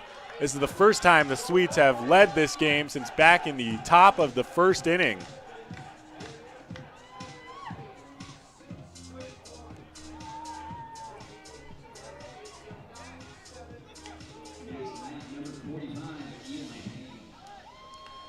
So Cameron Butler reaches on an error by Connor Kobalas to start the top of the 9th, and Nation Wood reaches on the fielder's choice on what should have been a sacrifice bunt, instead put runners on the corners with no outs.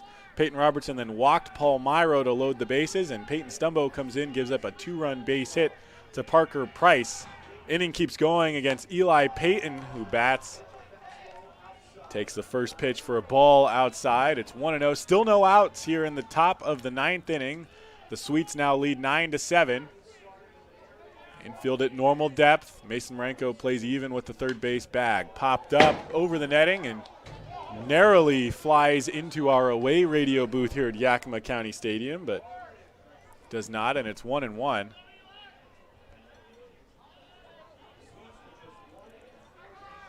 One and one to Eli Payton. Spells his Payton just P-A-T-O-N. Here's the 1-1. That one misses up high. These two teams will continue to play exciting games that have big implications for the North Division tomorrow and Sunday. Tomorrow night, 7:35 p.m. and Sunday night, 7:05 p.m. These games being pushed back because of the extreme heat in the area. Here's the 2-1 from Stumbo. That one inside almost hits Payton, and instead is the 3-1. Pippins will then get Monday off before welcoming in Port Angeles for a 3-game series, Tuesday through Thursday. Runners on first and second. The 3-1 swung through by Eli Payton, and the count is now full for the first baseman.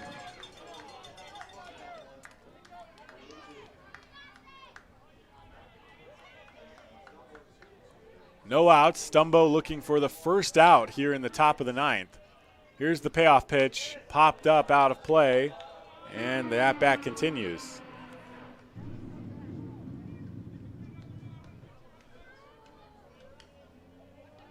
Two runs so far here in the top of the 9th have given the Sweets a 9-7 lead.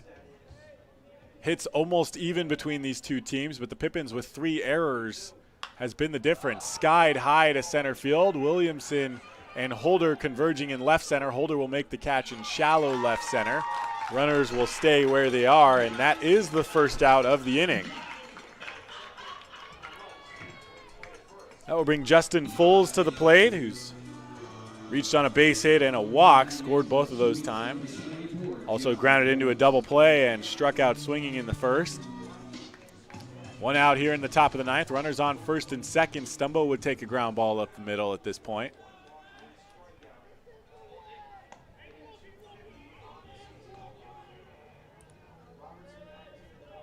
Foles at a .250 batting average. Popped up high. The runners were going on the play. Can Holder get to it in the Pippins bullpen? He does not. It's a foul ball, so the runners able to retreat safely. A little bit of a hit and run for the Sweets with runners on first and second and one out, trying to avoid the double play ball.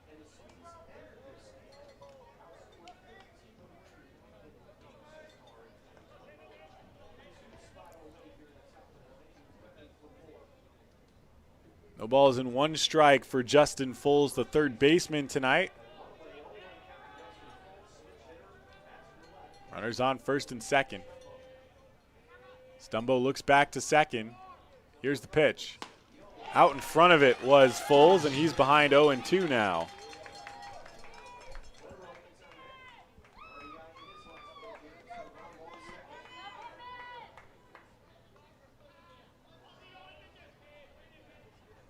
Cobalis plays just behind the runner off the second base bag. Blake Dickman playing behind Parker Price at first, as that pitch taken for a ball, and it's 1-2 to Foles. Marenko playing a few steps behind the third base bag now, and Fernandez normal depth at second base. Outfield a few steps deep against Foles. Here's the 1-2. Hit hard to Alex Fernandez. One hops him. He flips it to second quickly. Cobalis to first, and they do turn the double play. It's the second double play that Foles has grounded into tonight. So the Sweets score two. Will it be enough as we head to the bottom of the ninth?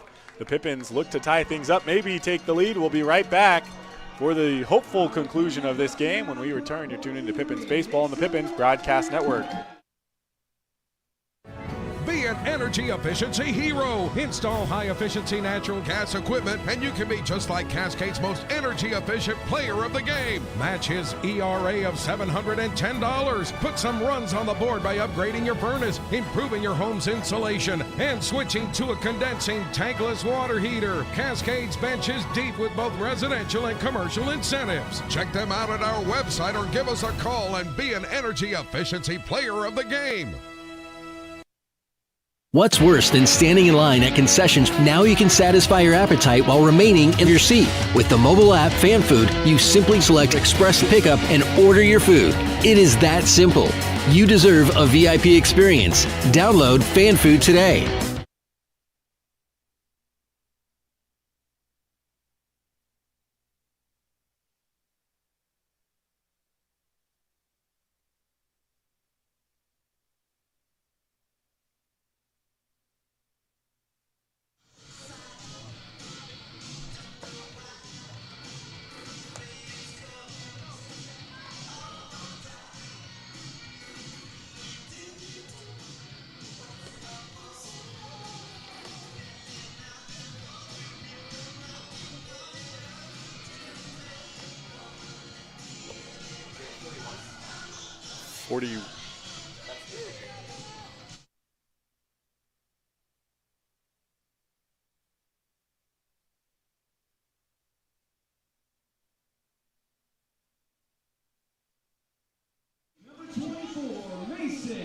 Welcome back to Yakima County Stadium. As a couple of jersey numbers not matching the online roster for the Walla Walla Sweets. So pitching for the Sweets now is Eric Romo. Will pitch here in the bottom of the ninth inning. He will face hitters 6, 7, and 8, Mason Marenko, Michael Carpentier Jr., and Corey Jarrell.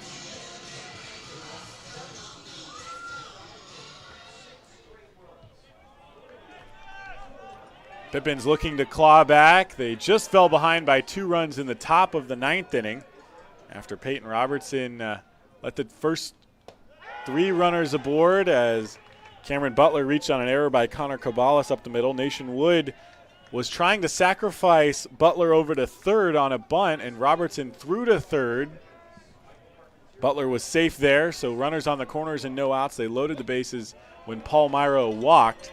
Pippins turned to Peyton Stumbo with no outs and the bases loaded. He gave up a 2-run base hit to Parker Price, but then a fly out to left field and a double play off the bat of Justin Foles ended the 9th inning. 2 runs for the Sweets. 1-1 count for Mason Marenko, who takes pitch for a called strike, and it's now 1-2.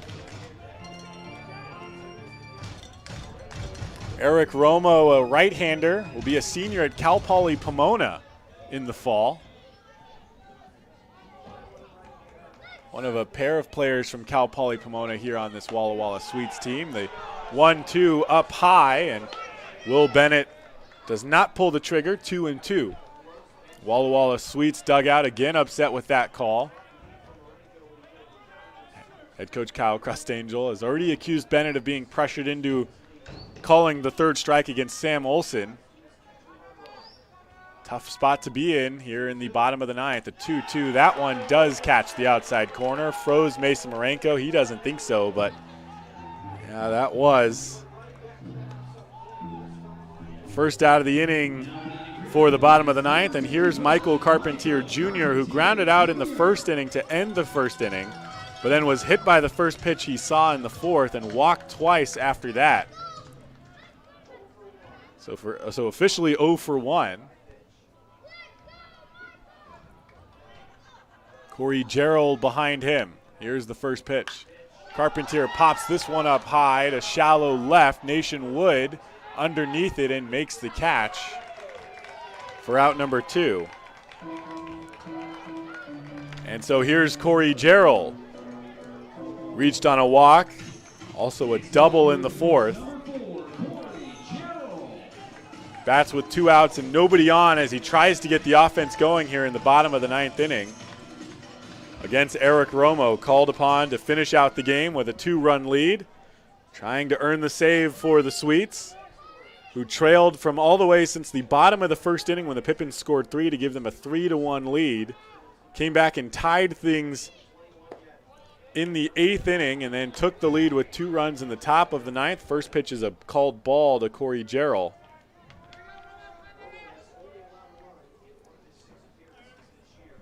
Alex Fernandez, in his 2nd game with the Pippins, is on deck if we get there. The 1-0 up high. Gerald held off. They check with the base umpire Tim Heigl.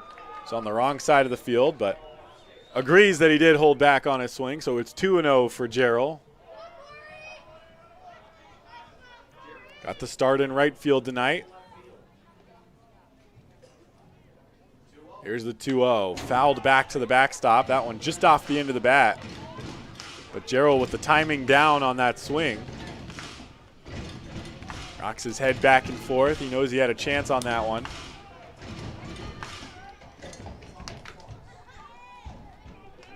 Just has to put the ball in play and get on base, keep the inning going, as they need 2 to tie, 3 to win. Here's the 2-1. He fouls that one off as well, and it's 2-2.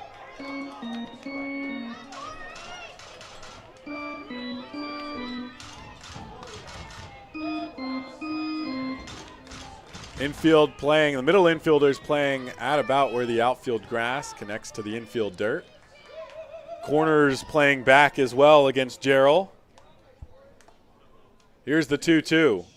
And he tried to hold back, but he didn't. It's in the dirt, now takes off for first. The throw on is in time, and Corey Gerald retired the 2nd strikeout of the inning for Eric Romo. And the Pippins, who have not scored since the bottom of the 6th inning, do not score in the bottom of the 9th. They walk away with a 9-7 loss against the Sweets in the first game of the 3-game series after returning from Ridgefield. And Cash Ulrich getting into a heated discussion with the coaches from Walla Walla as he heads off the field. Now finally heads back towards his own dugout. Didn't like something that was said to Corey Gerald. The first of 3 games, the other 2 promise to be just as exciting as the North Division gets heated up. The Walla Walla Sweets improved to 7-6. The Pippins now 8-5 in the North Division. They return tomorrow night for a 7:35 p.m. first pitch in Game 2 before Sunday night's 7 o'clock game We hope to see you tomorrow night. If we don't, hopefully you can watch right here on YouTube or listen on Mixlr. Until then, have a good night, and we'll see you tomorrow.